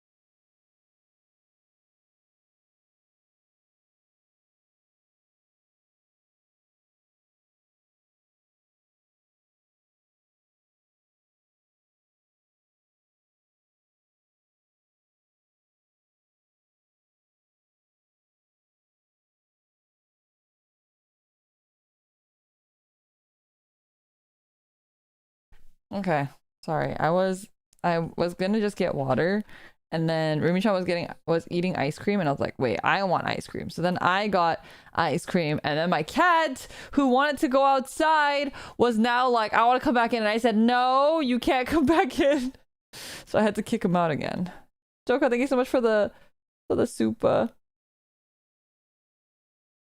What flavor? Haagen-Dazs was on sale at Target, so I got like an almond. It's just like a vanilla ice cream with chocolate covered almonds in it. Let him in now. Are major players in the civilization. The Nikasar are, for lack of a better word, gigantic psychic polar bears with bird-like faces. What? The Tau have Psychic polar bear with bird faces. What the fuck? psychic bears. And the fact I haven't seen this is a crime. The Tau as a culture are generally marred by the various issues that an advanced civilization would have in an unadvanced galaxy. They do not travel through the warp because of the insane dangers, but instead use a more classic FTL jump.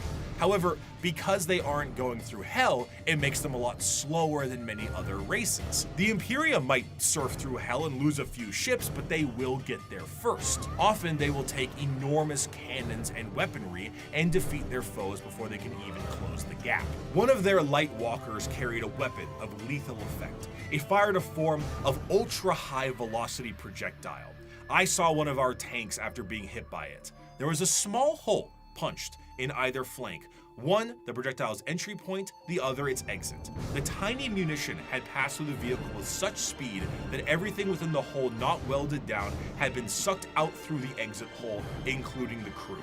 We never identified their bodies, for all that remained of them was a red stain upon the ground, extending some 20 meters from the wreck.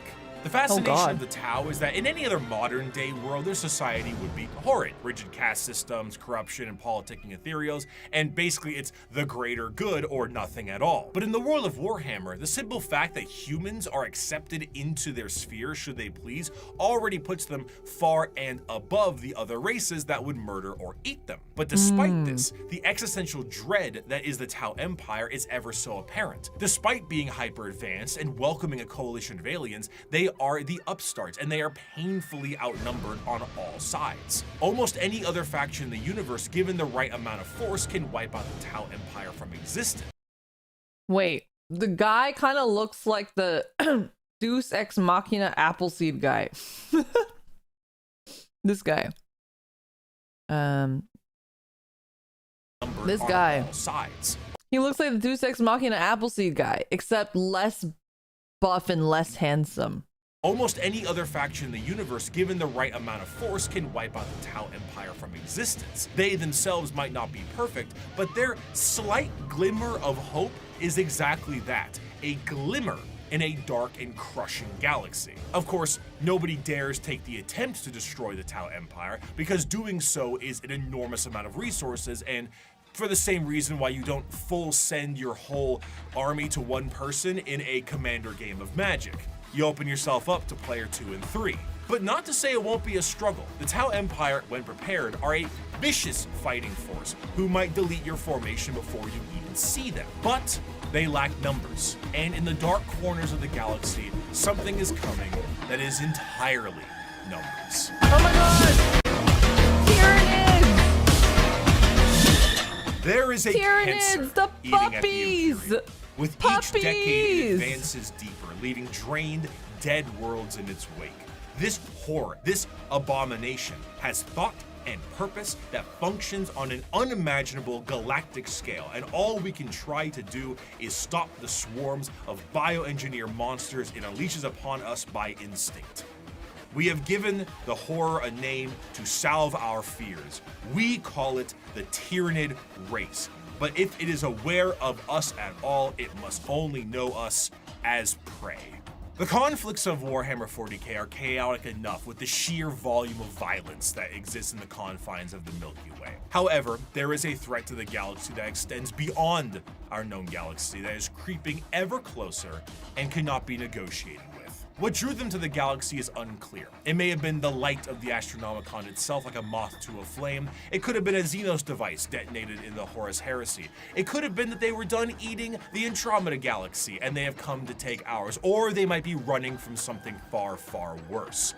Regardless of the why, the where, when it came to the first official contact with these creatures, was the planet of Tyran. This is the site where the Imperium encountered a fleet of these creatures before being utterly torn to shreds. Thus, these creatures became known as the Tyranids. There's Puppy just plenty of wanted a evidence that treat. Tyranids have been lurking in our galaxy for years beforehand, but this was the first true instance of their presence being fully known. Unlike other creatures in the realm of 40k that Puppy can be want a talked to, treat. captured, or negotiated with, the Tyranids are unable to be reasoned with. They are, at their core, animals, but not the fun kind of animals. They are the xenomorphs. They are the fun kind of animals. 40k, and boy are they hungry. They are instinctively hardwired to either kill or be killed, and they are an unrelenting force Aw, due to this. However, just because they him. don't It's a talk puppy. outwardly doesn't mean they don't communicate with one another. The true horror of the Tyranids is found in their driving force, the hive mind. 3, 2, 1. Hot in here by Nelly. That's what I guessed. What?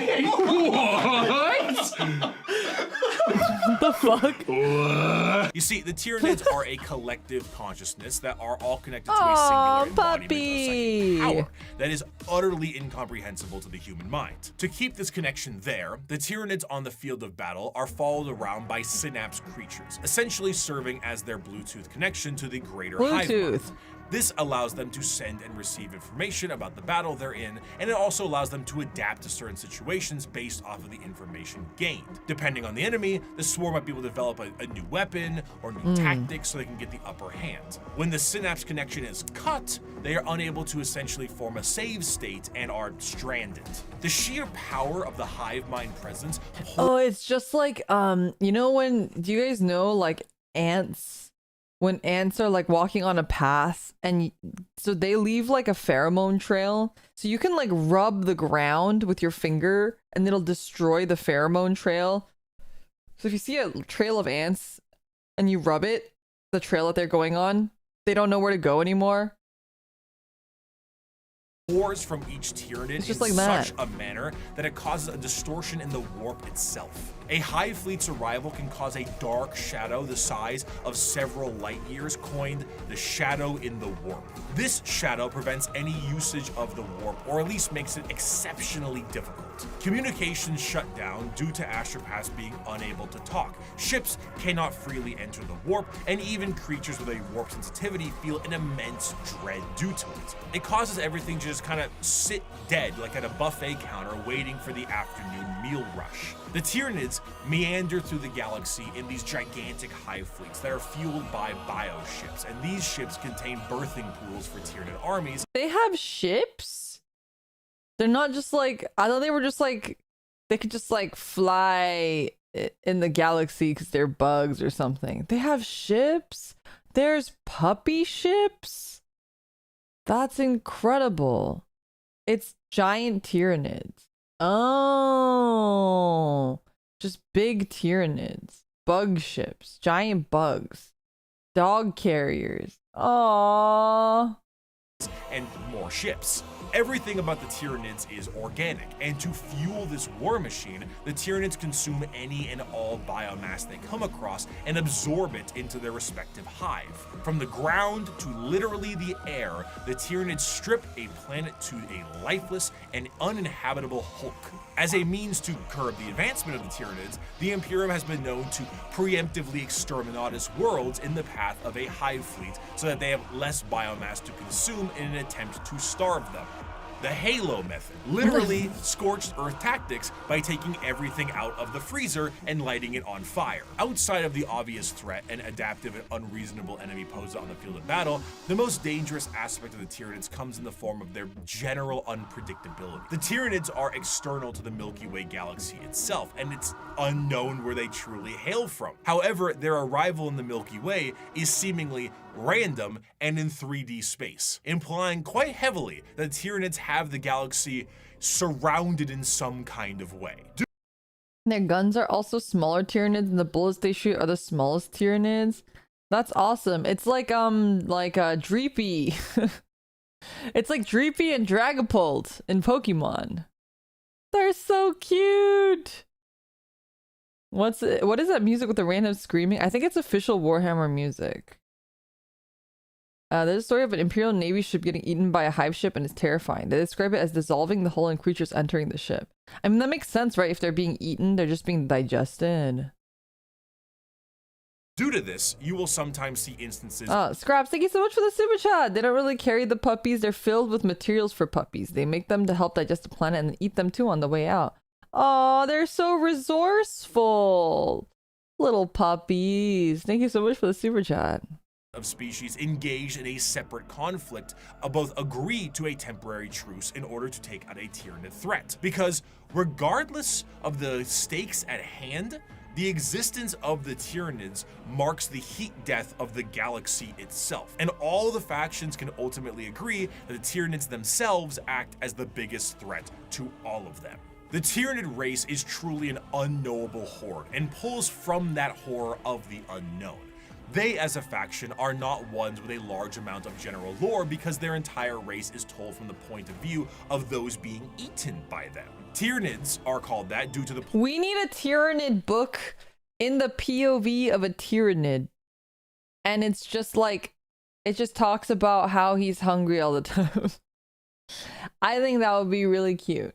And it could just be like, oh, I had a wonderful meal today. I got to go to a planet that I've never been to before, and I ate a bunch of yummy food, and like they don't even talk about them like humans. They're just like, oh my gosh, I had a great meal today, and tomorrow we're going to a different buffet actually, and I can't wait to try that food. I haven't tried that kind of food before.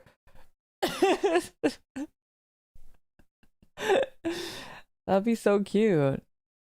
Planet Tyran they destroyed, as we mentioned earlier, and their names The are very often hungry phrases given to them Tyranid? by That'd be their so victims. cute. The Swarm Lord, Old One Eye, the Death Leaper, Von Ryan's Leapers, and so on. Despite Von's the inability to even Ryan's perceive the Leapers. vast psychic hive mind of the Tyranids, they Oh, are he's just a puppy! Look at him! Oh, puppy! Why does he have a hand, though?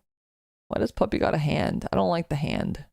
fiercely intelligent. Puppies should not have Special hands. poisons and items designed to counter them are adapted in a matter of hours. If you bring light infantry, they create heavy monsters. If you brought weapon emplacements, they spawn little creatures to scour your vents and sewers. Many of you enjoyed the Servitor excerpt from part 1, and so bear with me as I provide you another very long account of a planetary governor whose planet is in the final death throes of the Tyranid menace. This starts about halfway through. Ooh. It has been many weeks since a handful of us escaped the A sinking handful. of the Seafort Divine Anchor via airlift.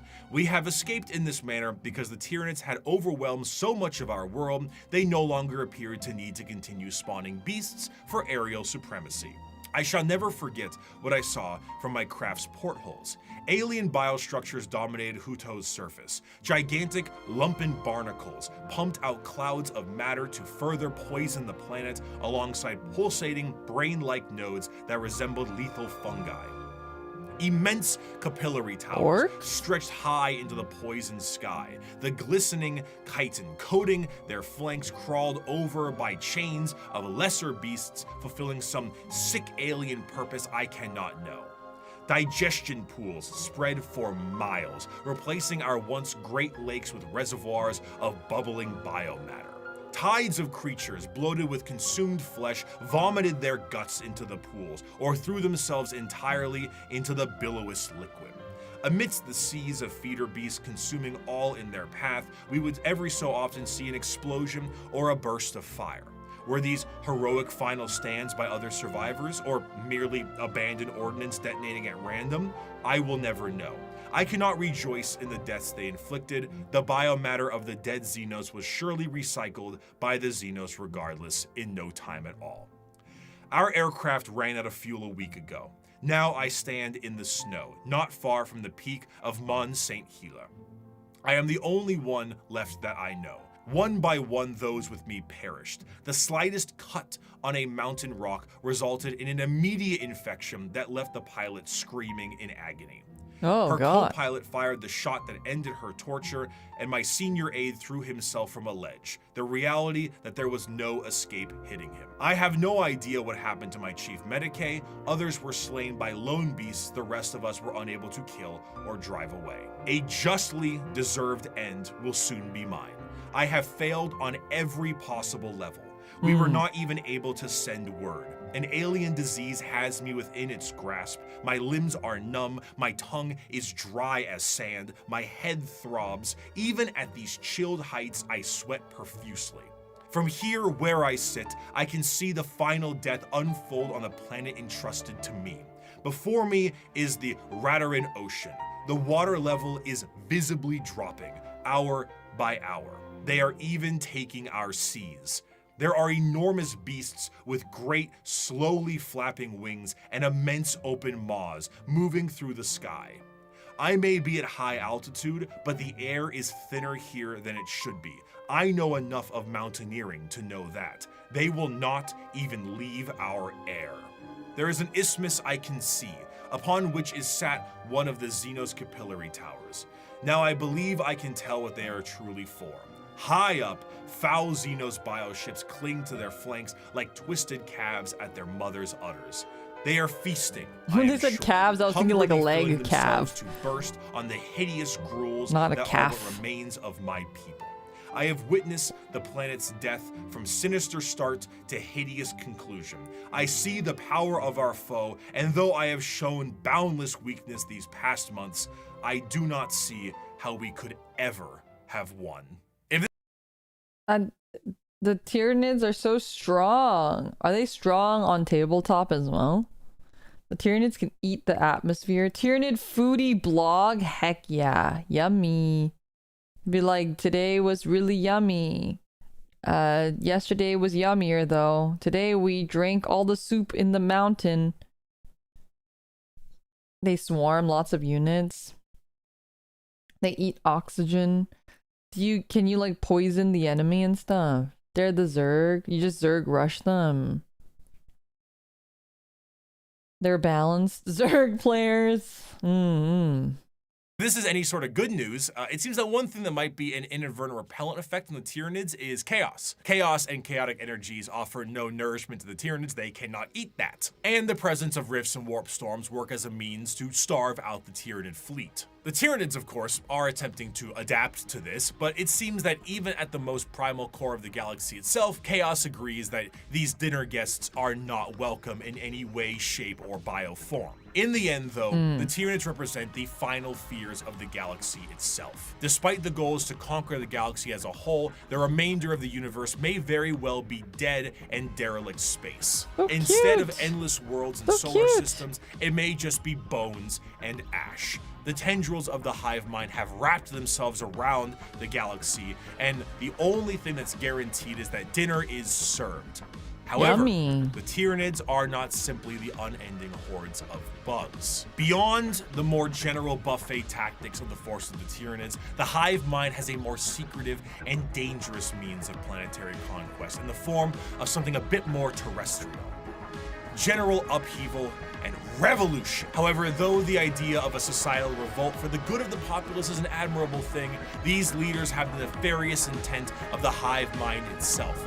These are the downtrodden and the oppressed, the revolutionaries to a better cause, the heralds of the Star Children. These are the... Did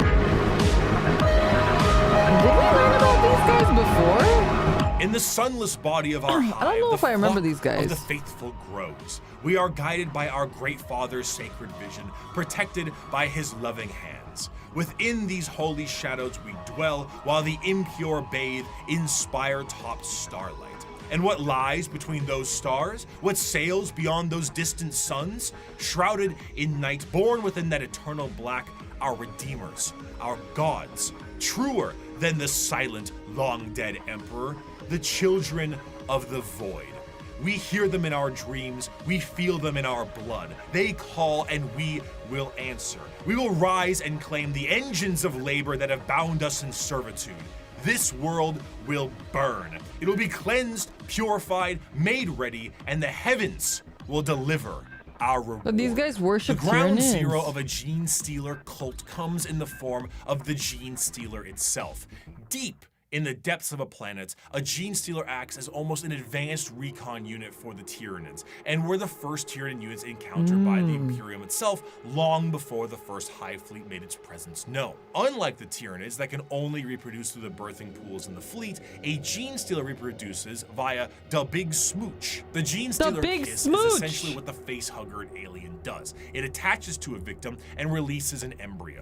However, instead of a chest burster, the embryo alters the genetic makeup of the host itself, turning it into the primary conductor of a localized version of a hive mind known as the brood mind. Any offspring that this host produces is known as a Gene Stealer hybrid, and the host assures their survival to continue to reproduce. The first few generations of a Gene Stealer hybrid look more like the Gene Stealer itself, which in our current reality would be terrifying, but considering how the vast majority of humanity is a little mutated in 40k, it doesn't stand out as much as it should. As the generations continue, the mutations and the general alien look is almost entirely phased out, and the resulting hybrids look almost identical to the species that they once were. Due to the size of most worlds, the makings of a Gene Stealer cult can exist almost entirely in secret, generation after generation. After a certain period of time, those hybrids will make their way into generalized society. Still connected to the mind of the Gene Stealer itself, the hybrids operate with the express goal of gaining power within society itself in a political and religious sense. Most of the time, they will present themselves as revolutionaries, looking for the betterment of the population. And Honestly, it sounds great for a lot of the folks on the planet. By the people, for the people. As they expand more openly, the crossbreeding continues until all aspects of the planet's society is infiltrated. However, all bets are off when a hive fleet comes close enough. When a Tyranid hive fleet gets close enough to a planet, the broodmine activates essentially an endgame scenario. The once political and religious leaders become bloodthirsty fanatics that work to finalize the collapse of society and the death of those who oppose them. But to those in the broodmine, the god they believe in is coming, and this is wholly justice and vindication for their religious and political beliefs. As the hive arrives, the planet is essentially ripe for the taking. The original gene stealer pieces out to the next world or is reabsorbed for deployment elsewhere, and the Tyranids begin to take the planet for themselves. The cultists sing praises and holy songs as the Tyranids begin to eat everything up in kind of a meet the pyro sense of religious delusion. But as they are harvested, some of them are snapped back to reality, oops, there goes gravity, before they are thrown into the biomass soup. For a fleeting second, they see that this was all a ruse to consume the world and that their false gods were a bunch of hungry bugs. The cultists essentially put the older editions, Mpreg was implied, but newer editions have shifted it to be more PG-13. They retconned the Mpreg? Cowards. Cowards! The hive mind can feel them, so they're a big drive-through open sign for hive fleets. So like they're food for Tyranids? Or is it like the Tyranids leave them alone because they're part of the hive mind?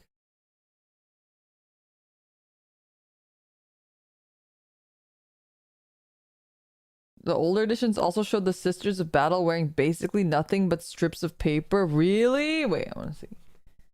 Sisters of Battle old.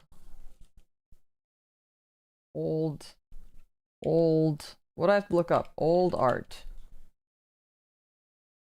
These ones, they're still wearing armor. Sisters Repentia. Oh, that was the one that we saw earlier. Yeah. Okay, these ones are the one we did see these earlier in the video. They're very cool. I like their outfits. Tyranids regularly eat each other for recycling. Nothing's off the table. That makes sense. That makes sense. I like this faction. I think this faction is funny. Wait, so is it like they don't realize that they are also Tyranids, or they know that they're Tyranids? Are they aware? They're unaware. Correct. Okay. 50-50. They don't know. They don't know. Gotcha. The leaders are Tyranids, the followers are brainwashed. Oh. I like this group. I think the group is cool. I like this lore.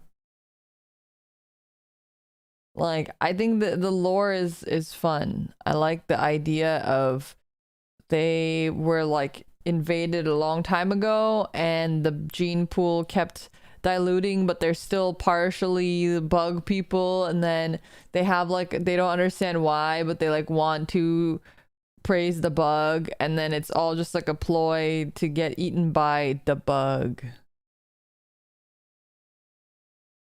It's a fun yet tragic faction. I don't like the aesthetic either. I wish they had hair. Is that weird? I wish they had hair.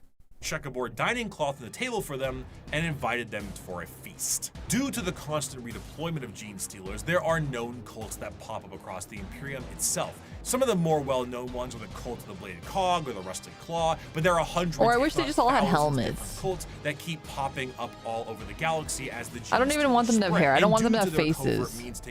I just want them to have helmets. They are not generally viewed to be a threat until it is far too late. And due to the know-how of gene stealers, they tend to be predatory to those in the lower classes of a given planet. I don't like faces. The gene stealer cults overall have really come into their own, commercially and artistically. They have. You wish every faction wore helmets? Yeah, because I don't want to see human faces. The less human they look, the happier that I am. The less faces they have, the better they are, okay?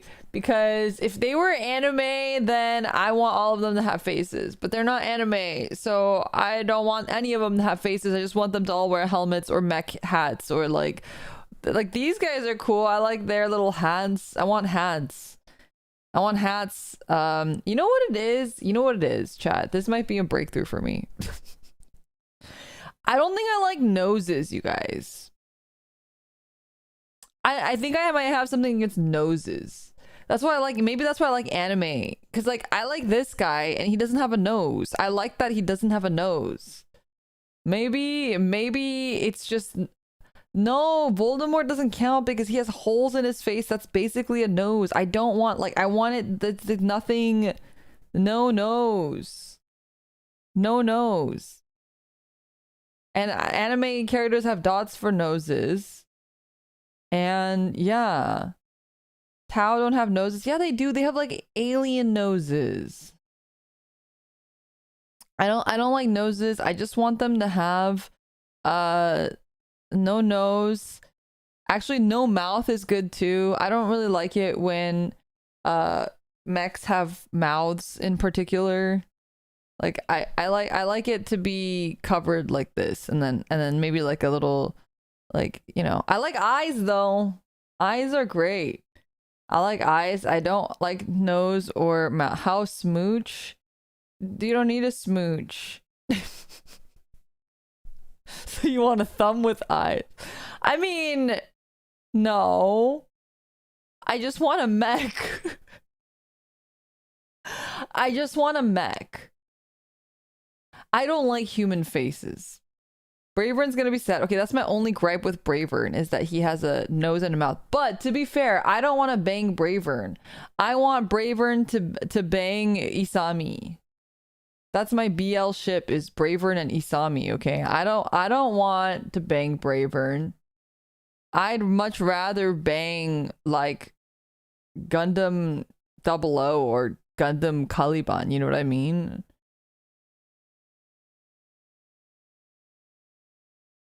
Optimus Prime is yet. No, he's not, because Optimus Prime can lower his stupid mask and you see his ugly ass nose and mouth. Check the Twin Lance Tau models. Okay, Twin Lance. Yeah. Twin Lance Tau. Yeah, these guys are cute. I like the Twin Lance Tau models. They're very cute. I like how chunky they are. They're so cute. Yes. I like these guys. They're a bit pricey though. Bravern got ship zoned. Yeah, no, I don't want to bang Bravern. They got Zaku eyes. I love Zaku's. I think Zaku's are cute. Isn't the Optimus Prime mouth just in the Michael Bay movies? Are you sure? Wait. Optimus Prime. Optimus Prime. Oh. Optimus Prime. Let's see. But I don't know. Optimus Prime is not sexy to me. I think he's like too square. You know what I mean? Sorry, I'm not into squares. Oh, maybe you're right. Maybe the mouth is only in the... Wait, no. Transformers 1 movie. He has a mouth. Is that also one of those movies? Yeah, he's too blocky. He looks like a Lego. Normally the faceplate isn't retractable. Like, I think he looks much cooler with his face mask on. You know? His COVID face mask stays on.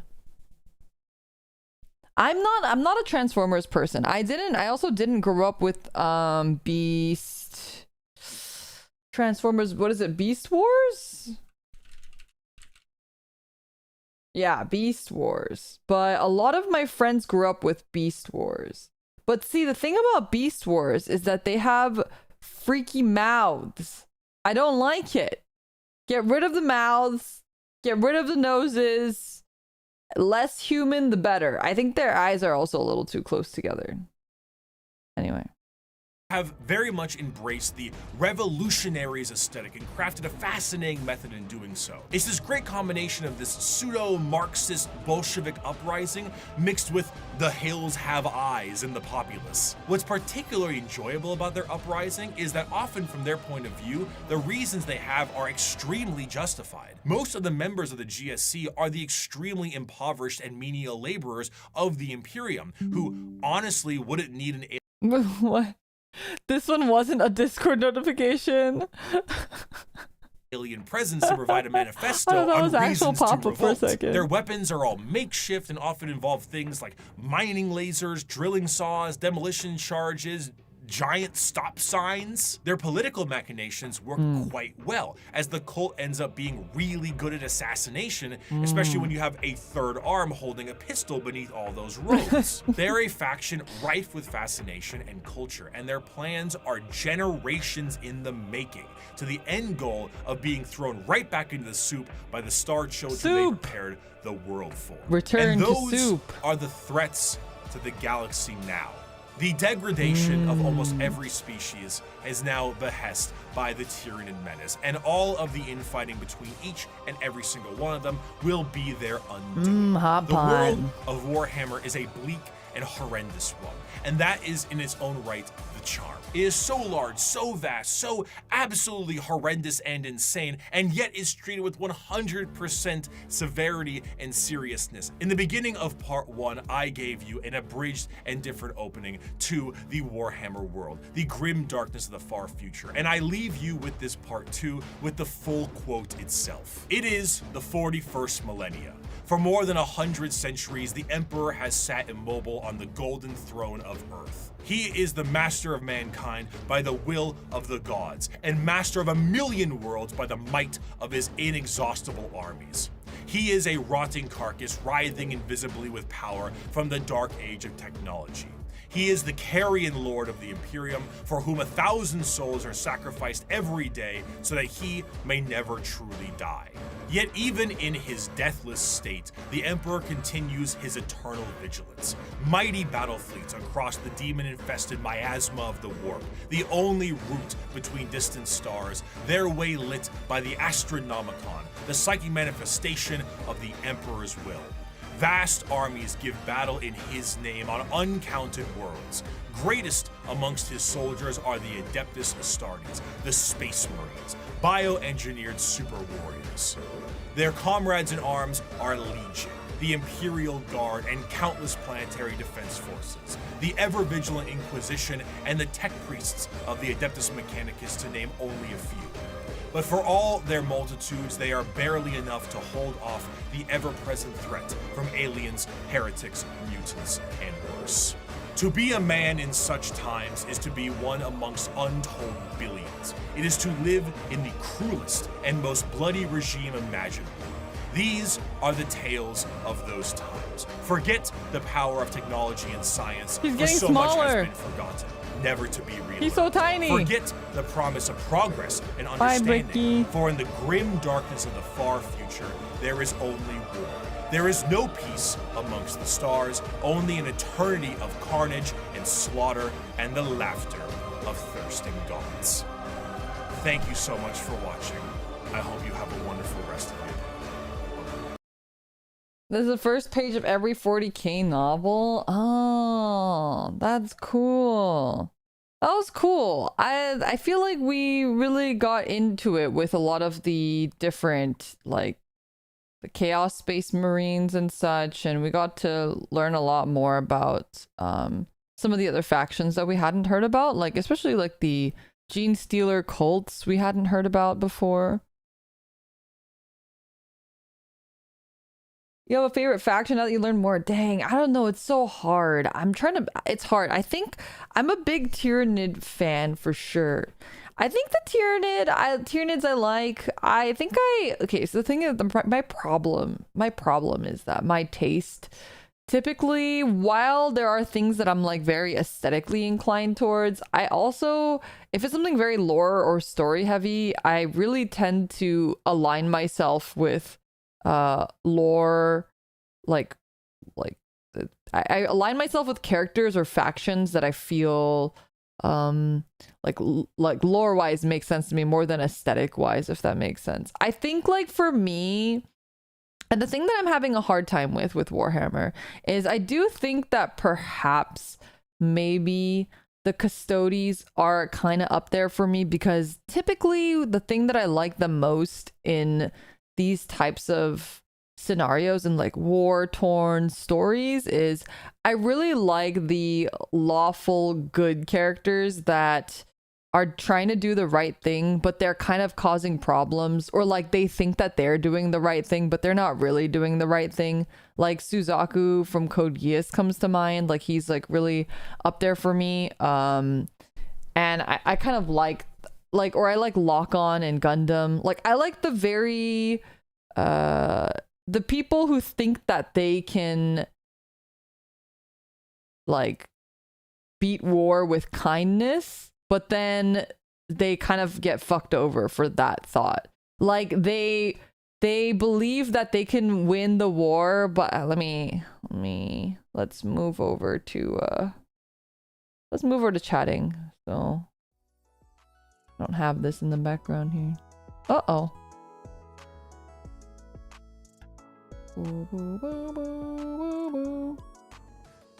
People that think they can fix the system. Yeah, like that's my favorite archetype, is people who think they can fix the system, but like there is no way to fix the system, and because of that they suffer. I like to watch them suffer.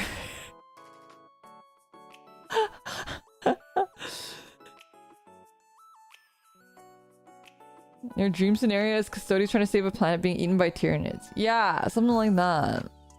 Like someone that thinks that they can go into the system and Roy Mustang, yeah.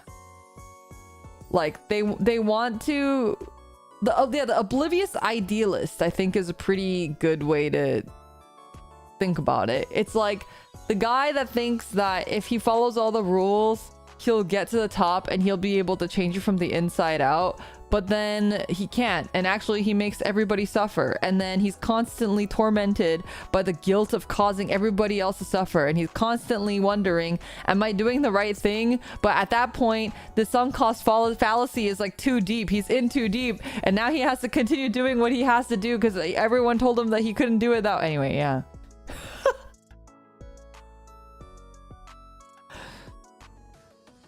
The Eisenhorn novels are a good example of what you're talking about. That's the first book of the Horus Heresy. Eisenhorn is a song. Is that a person or is that a group? Eisenhorn. Eisenhorn Warhammer. Oh, it's a guy.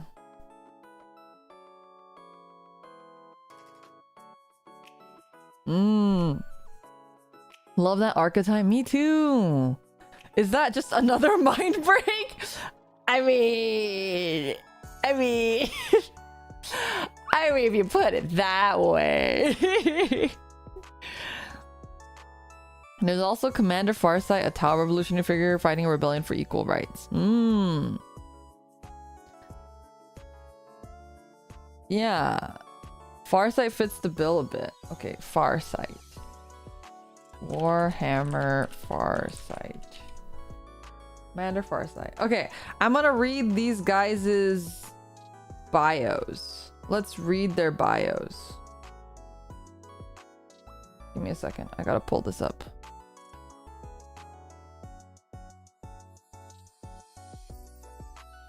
Okay, Eisenhorn.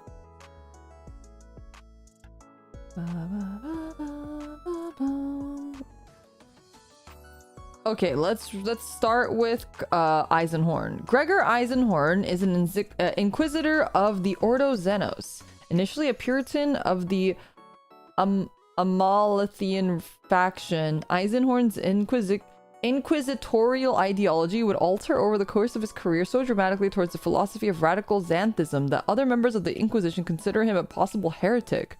Indeed, Eisenhorn has officially been considered a traitor by the Inquisition at least twice in his inquisitorial career, only to be proved by righteous servant of the Emperor of mankind both times. Okay. His history. All right, we're gonna read. There's a. Oh, this is really long, actually. Is there just like a?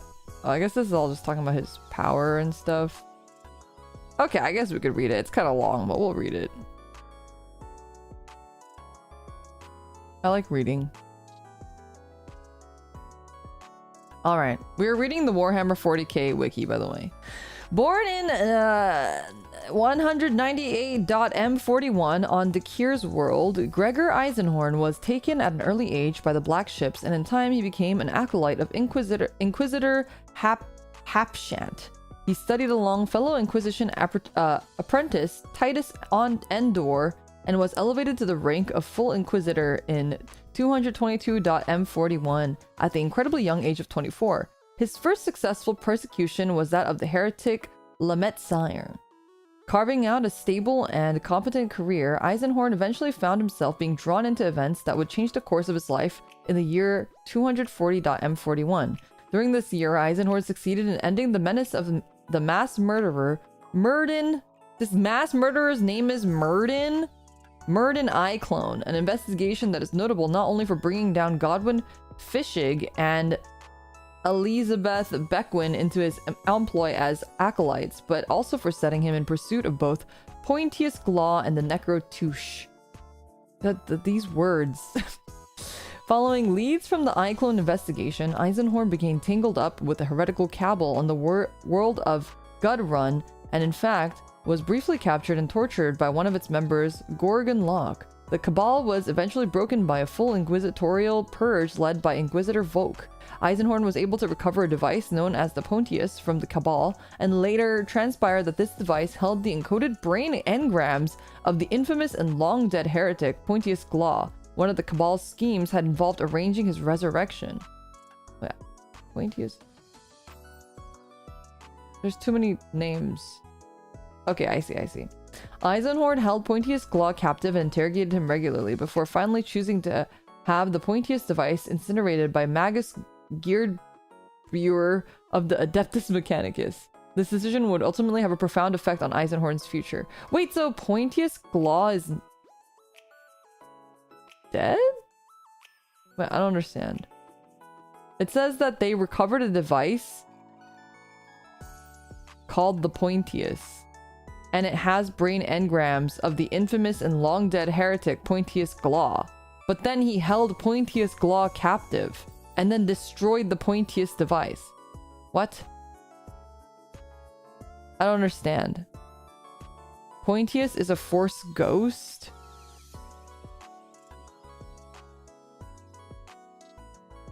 You're reading a summary of a 10-novel series. So he exists as a ghost, and he also has his brain in a device. So even though Pointius Glaw is dead, Eisenhorn could still hold Pointius captive? Okay. Following up, further leads from the Cabal Purge led Eisenhorn into one of his most famous investigations, the affair of the Necrotouche, a tome of the Chaos knowledge. Eisenhorn tracked the survivors of the heretical Gudrun Cabal to a colony world inhabited by the Xenos Saruthi. The Saruthi had come to the possession of the copy of the Necrotouche and had translated it to their own language, creating two versions of this powerful Chaos tome and a translating tool. The human Necrotouche tome, written in High Gothic, was quickly found and destroyed by Eisenhorn himself. Some radical inquisitors deemed this was a heretical act and damned Eisenhorn for it. However, the majority of the local inquisitorial conclave, which was dominated by Puritans, supported Eisenhorn's decision to burn the tome, outvoting the radicals. Eisenhorn was therefore spared from censure and was in fact instrumental in planning a raid of the Saruthi homeworld, during which the remaining tainted items were destroyed. It was during this attack that Eisenhorn also first met Cherubel, a powerful demon host who would plague Eisenhorn and the Imperium in later endeavors. The following year, 241.m41, Eisenhorn investigated the apparent ritual murders on the world of Sameter, at first believing the killings to be the work of some chaos cults. Soon, however, it was revealed that the culprits were actually ex-soldiers of the Astra Militarium. These former soldiers of the Sameter 9th Infantry regiment had been driven mad by the horrors they had faced in war and were ritually killing regular civilians. Backed by the arbitrators of the local Adeptus Arbites, Eisenhorn managed to corner and eliminate the fanatics in an abandoned and decaying building. During the resultant firefight, Eisenhorn lost his left hand to an experienced former sharpshooter. He was offered a bionic prosthetic but declined, making do with a fused stump. He has a stump hand. Until he could have a vat-grown hand grafted on 2 years later. Oh, he gets his hand back. In 312.M41, Eisenhorn's best friend and acolyte, Midas Betancourt, was killed by the heretic Fade Thuring during an investigation. Thuring escaped, and Eisenhorn promised to keep a watchful eye on Midas' infant daughter, Medea. Years later, when she came of age, she would follow the path of her father and join the retinue of Inquisitor Eisenhorn as his pilot. Oh, wait, that's so cute. That's so sad. It'd save you a lot of headache to watch an Eisenhorn video at this point. Is there one? Wait. Bricky Eisenhorn. Maybe he has a video. Who is Greg? Okay, it was an hour long.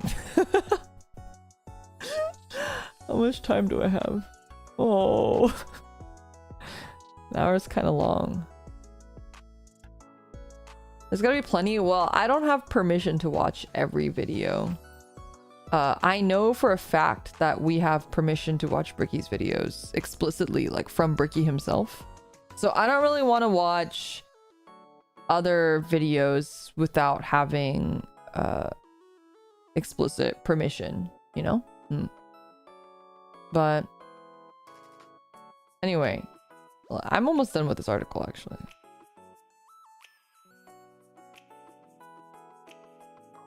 I know I'm not. I'm like halfway through the article. We're almost there. It's fine. 26 Terran years later, in 338.M41, Eisenhorn began the investigation that he would become the most famous for across the Imperium, the elimination of the heretic Inquisitor Quixos. The investigation took place in the aftermath of the disaster of the Thracian Primaris Triumph, where Eisenhorn's interrogator, Gideon Ravenor, was horrifically injured, an atrocity that appeared to have been engineered to free several Alpha Plus class rogue psychers from Imperial detention. Eisenhorn's investigation took him to the world of Echan. Echan? Maybe Econ? Econ, where posing as mutants, he and his teams discovered that there were inquisitorial collusion in the scheme that had freed the rogue psychers. Inquisitor Lyco was discovered in the company of the demon host Cherubal. Taken back by the reappearance of Cherubal, Eisenhorn forced his investigations upon the creature. This led him to the fortress world of Cadia, where he discovered another demon host, Profanity. And ties between these demon hosts and the missing radical Inquisitor Quixos. However, Eisenhorn's investigation was sidelined for some time by his arrest by Inquisitor Ozma for allegedly consorting with demons. Escaping, he was declared outcast by Inquisition and forced to operate as a rogue for the remainder of the investigation. Eisenhorn sojourned with his Adeptus Mechanicus associate Magus Buer on the world of Sinchair for some time, where he conferred with his prisoners. Pontius Glaw! During this period, he defeated a chaos cult that existed on the world and gained Mastercraft Force weapons.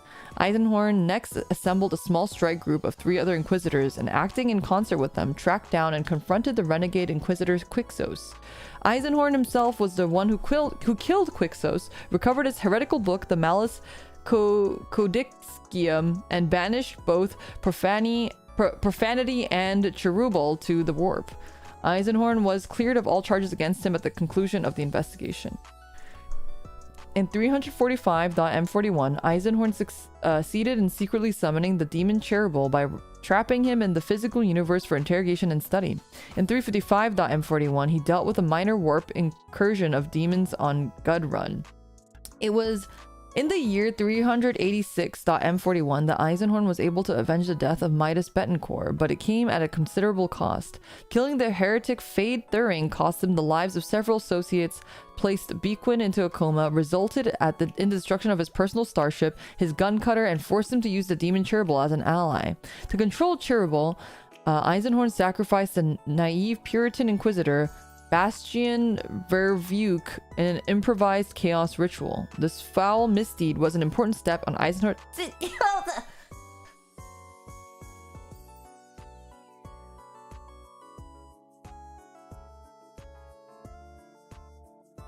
Excuse me.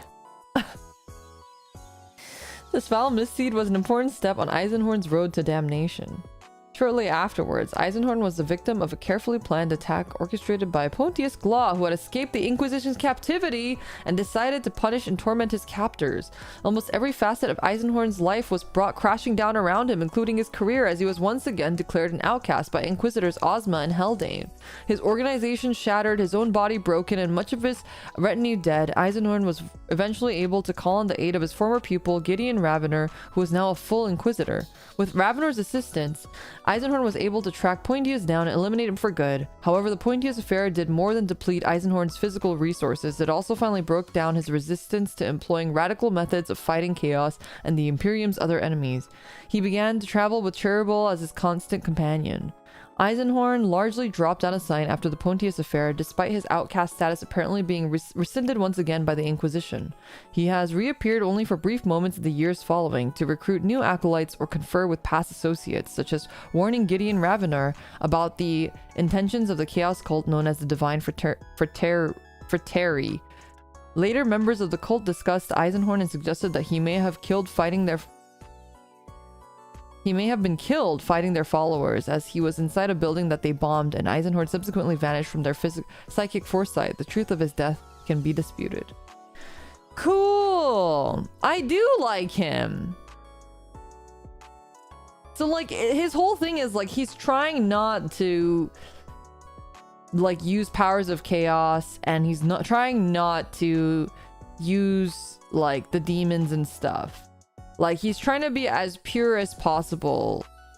And basically, people in his own colleagues kind of betray him, and it kind of causes his downfall. And at the end, he's like, fuck it, I have nothing left to lose. And so he uses all of those things that he had promised not to use. And then, yeah, and then he kind of just becomes like a rogue and do whatever he wants by himself. What does Cherubal look like? Cherubal 40k. Ugh! Oh, I don't like this guy. I was thinking he was gonna be more like a ghosty ghost guy, not like a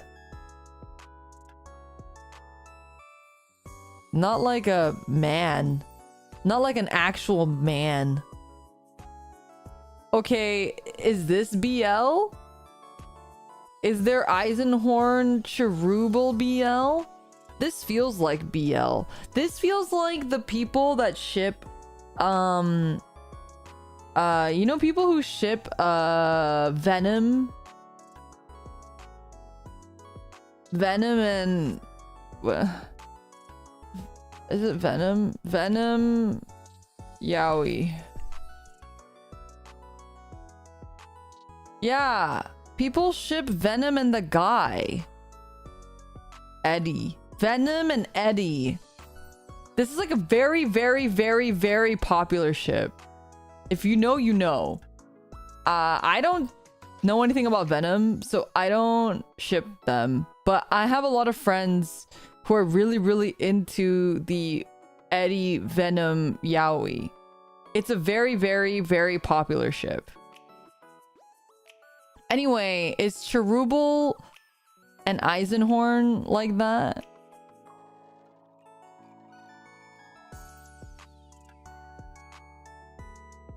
That's cool. I like the lore.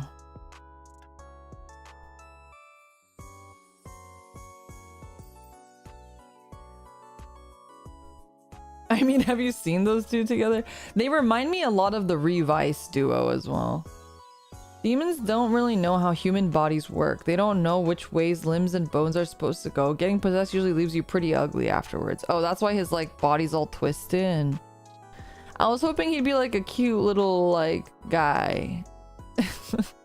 I was hoping he'd be, like, a cute little, like, Digimon-looking guy. Or, like, a Tyranid-looking guy. Not, like, an actual man.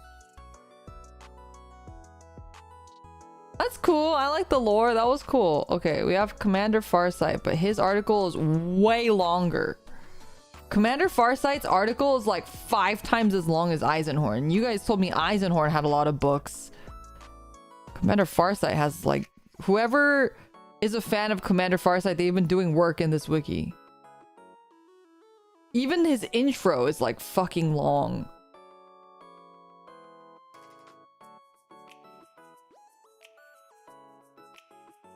The other site is Lexicanum. Lexicanum Farsight. Maybe this one's shorter. Oh, this one's much shorter. Maybe not.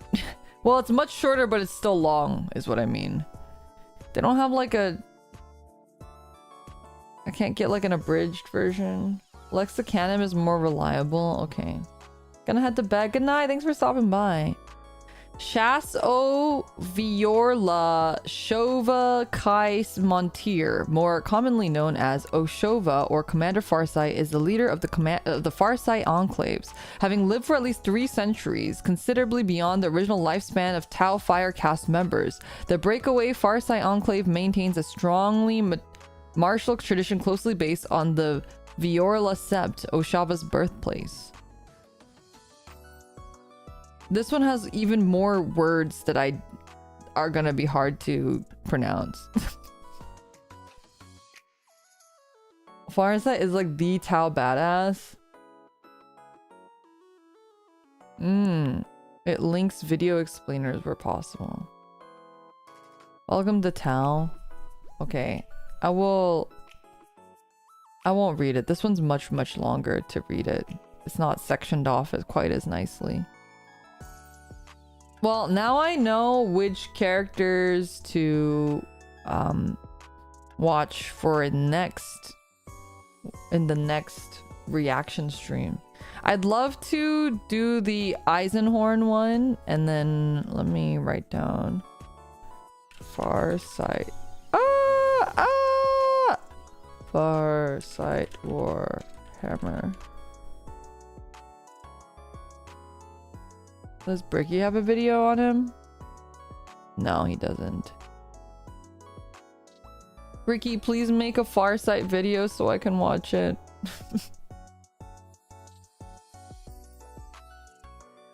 For what it's worth, Eisenhorn is a novel character. Farsight is a character you could actually play on tabletop. So they're like...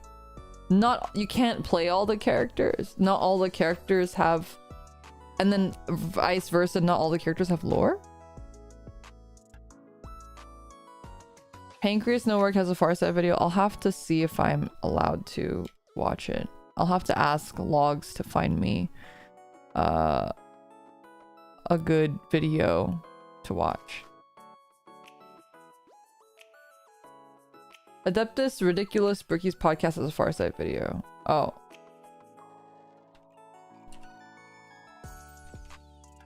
Is that a good React one though, or is that just gonna be like audio?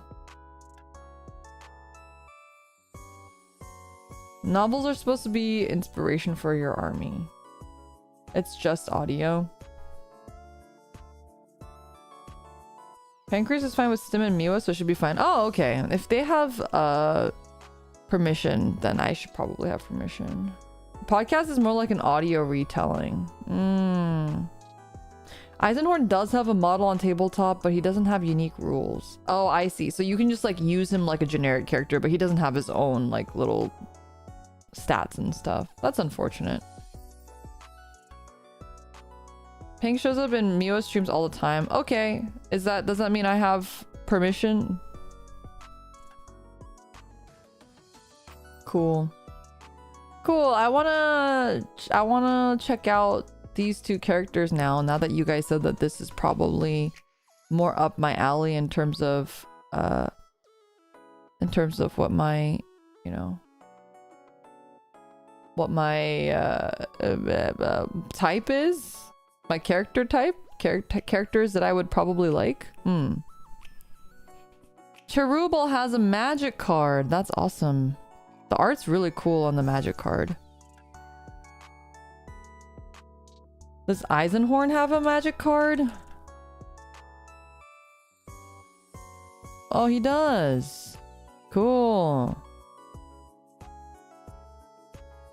Ah, he looks... Oh, wait. Who does Eisenhorn look like?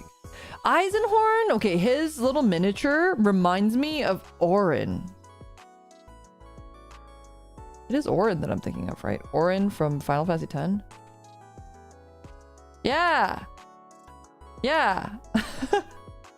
Do you see my vision, chat? Orin, yeah, like Final Fantasy X Orin. Doesn't his miniature look like Orin?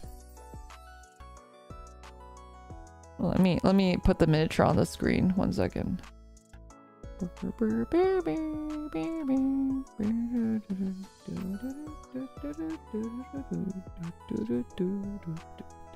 Doesn't he look like Orin here?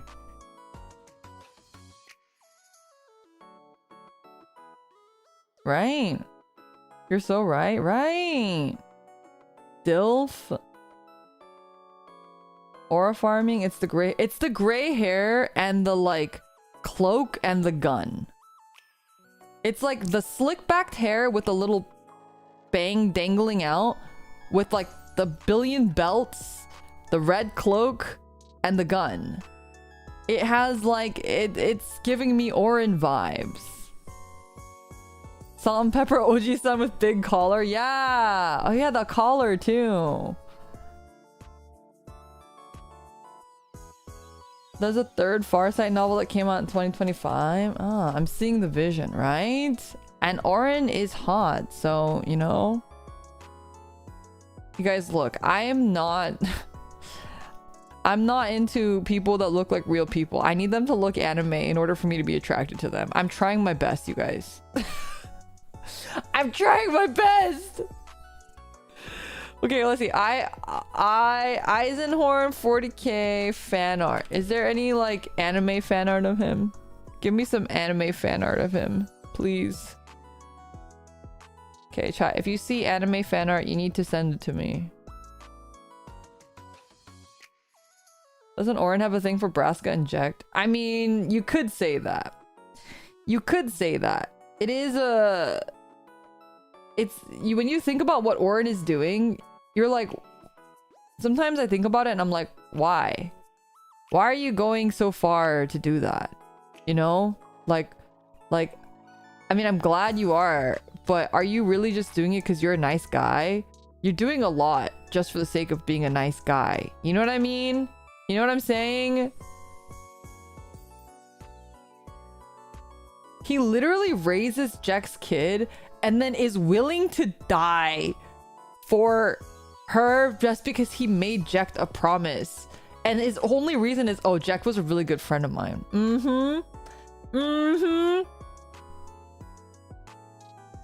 There's an official painting video for Commander Farsight from a couple years ago. Wasn't he already dead? Oh, I guess he technically was already dead. You're right. Look, they're just good friends, all right? That's sort of thing that bros do for each other. You know, you're right. You're right. I wouldn't understand. I like Farsight because he has a little mech guy. So I don't have to look at his face. Eisenhorn's 300 years old. That ain't stopped nobody. I don't know what you're talking about. I don't know why you're saying that as if that would stop me. Anyway, I mean, I'm not physically attracted to him. I'm just trying to give myself a reason to be, but it's kind of hard when he has a face. A non-anime face. Rumi-chan was like, Limina, what are your favorite, who are your husbandos in anime and video games? And it was so hard for me. I'm not even joking. I was sitting there for so long. I was like, I don't even know. I don't even know what to tell you. But I guess I didn't include Lock-On or Suzaku. And I really do like Lock-On and Suzaku a lot. I try to think about it as like... what characters I've spent the most money on. If you end up really liking Tao, I will literally just give you the Tao Battle Force. I don't want it. Why not? What's wrong with Tao? I'll take your Tao Battle Force. Farsight has a friend that's just an AI and a Tau mech. That's cute. Not really anime, but this cartoon art of Eisenhorn. Nah, I want it to be anime. Anyway, I will look. I like these art. There's so much art of Eisenhorn with Cherubel, and Cherubel looks like his JoJo stand, and I like it. I like this idea of he has a JoJo stand. Cherubel is his JoJo stand. It's fun. The catch is you have to build all of them on stream. I can do that. Okay, how about Zephyr? We should talk. How about I build it on stream and we could do like a little campaign. I'll paint them on stream, and like every person that buys one can get something. So you can get rid of your boxes. Give them a little Limina goodie. But I haven't picked up my stuff from Hio yet.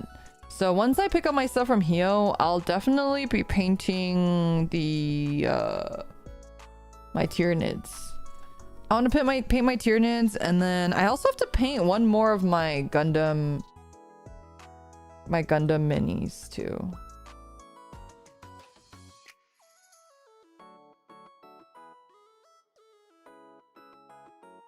This is Tau propaganda. We love propaganda. We do love propaganda. Will it be signed?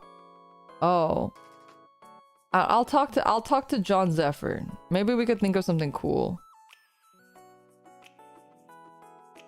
We can think of something cool. So, okay, wait, you guys kept mentioning this to me earlier, and I was gonna address it, and then I completely forgot to address it because I got so hung up on Eisenhorn looking like Orin. But you guys were talking a lot about OCs, like the whole idea of 40k is supposed to be open to like create your own character in it. Is that common? Do people make OCs in 40k? To be honest, I haven't really seen a lot of that. Like it doesn't feel quite like D&D where, you know, people have like their characters. I feel like what I've seen with 40k more or less is people usually have like a Primarch or something that they really like. At least from the female side of fandom. People make their own army lore and stuff. Oh. There's a VTuber that literally did that and is her brand. Oh, I've seen her around. I think Hio did a collab with her not that long ago. I think Stim collabs with her quite a while as well. There's 1,000 Space Marine chapters, so anyone can be you. A lot of people make Samurai Town. Depends. I think people that play the TTRPGs are more likely to do that. The official rules for custom characters just came out. Oh, that's awesome. The thing about playing 40k is that you're controlling an army of like 100 dudes, so you end up giving names and personalities to your guys. Paint your models and make up stories for your dudes. Oh, I didn't know that. I didn't know people did that. To be honest, I'm not really like a make a story for your dudes kind of guy. I'm more of like a be really attached to existing characters kind of guy. So, I don't know. We'll see. I'm excited to watch this Eisenhorn video. I'm actually kind of tempted to just watch it right now. Okay, but it's so long. It's like an hour long. You guys are all gonna leave. You guys are gonna be bored.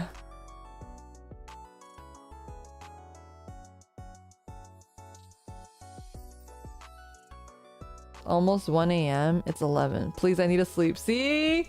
See? The dice tell stories, so eventually you might end up with a badass model and an absolute bum. Oh, is it like when you create your characters like D&D, you have to roll your stats? It's more content if you dedicate a stream to it. No sleep only lore. He's my Oshi, I'd watch and suffer. See, I feel like he would be my Oshi too. I'm trapped here. It's almost 2 episodes. Go to sleep, John Zephyr.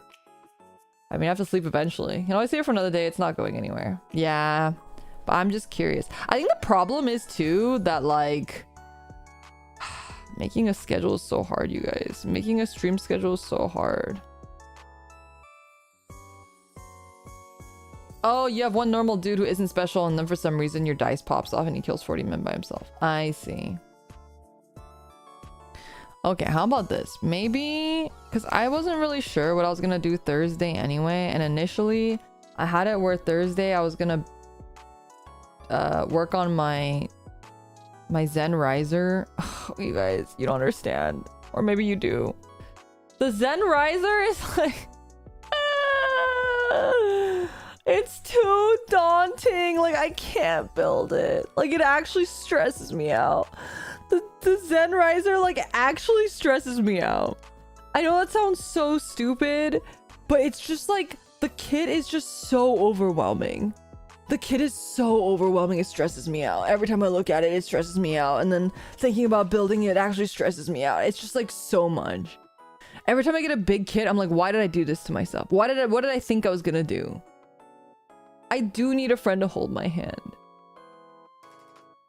Or I could build it while listening. I don't know. Yeah, the double O Zen Riser. Yup. Yup. I have the up to the torso build. So I have to build the legs and the 5 billion wings. Oh. I have like 5 Zoids to build. Okay, but like, that sounds fun. That sounds fun. The Zen Riser is like... okay, I'll do it. I'll get through it. It's fine. It's fine. It's fine. I'm sure it will not be daunting. It'll be super fine and super fun and not daunting. And I have to do it. I have to eventually do it. You know, gotta force myself to do it. I need to finish it because the longer I don't finish it, the more it stresses me out.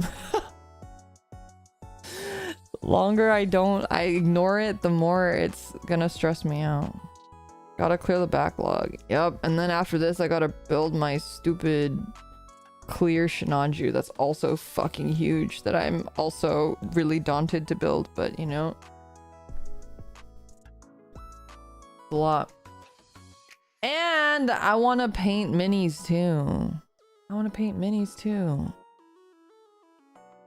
Okay, anyway, I think actually you're right. I'm gonna go, I have a lot of work to do. I'm gonna do work, and then next week we will react to I already forgot their names. Eisenhorn and Farsight. Yeah. I need to finish it. More kits are coming and assembles right over the corner. I know. Speaking of Assemble, if you guys are interested in Gundam Assemble, I should hopefully have the vlog out or the video out this week. Hopefully. Fingers crossed. Hopefully I can paint along. Yeah, please do. Alrighty. I will see you guys tomorrow. We're going to be doing a members only stream. Yes. So if you are a member, you can come hang out tomorrow. We'll be doing a members only tax stream where I sit in chat and I just do my taxes. So you guys can also do your taxes. If you're a member, you'll be able to hang out and also do your taxes. It'll be like just like a sit and work hangout stream. I just need to set aside time to do my taxes, and now you guys will have a good reason to do it too. I'm also gonna turn on Go, G-O-G-H, like Van Go. And if you guys are a member and you'd like to hang out in the Go room, you can also do that as well. But I need to make a room. Truly an office assistant stream, really, truly. My cortisol levels rose after you said taxes. Oh, I have to go file them this weekend. So I gotta finish putting all my stuff. I haven't even started putting my stuff together. I have to put all my stuff together. Oh, it's so terrible. Okay, anyway. Otsamina. Otsamina, thank you guys for hanging out. I'll see you guys tomorrow if you're a member. If you're not a member, I might stream on Wednesday, but I wouldn't bet on it. I'm supposed to see a friend on Wednesday. Wait, where's my schedule? I haven't posted my schedule. I'll post it right after the stream. I'm not streaming on Wednesday. I am streaming on Thursday though. So that's when we'll be doing the Plamo building. So I'll see you guys. If you're not a member, I'll see you on Thursday. If you're a member, I'll see you guys tomorrow. Oh, it's Limina. Have a good rest of your day or a good night. Thanks for hanging out as always. It was super fun. Watching Warhammer stuff. Thank you again, Bricky, for allowing us to watch your videos and for providing such fun and entertaining content. I had a really, really good time and I can't wait to watch more. Okay, bye-bye!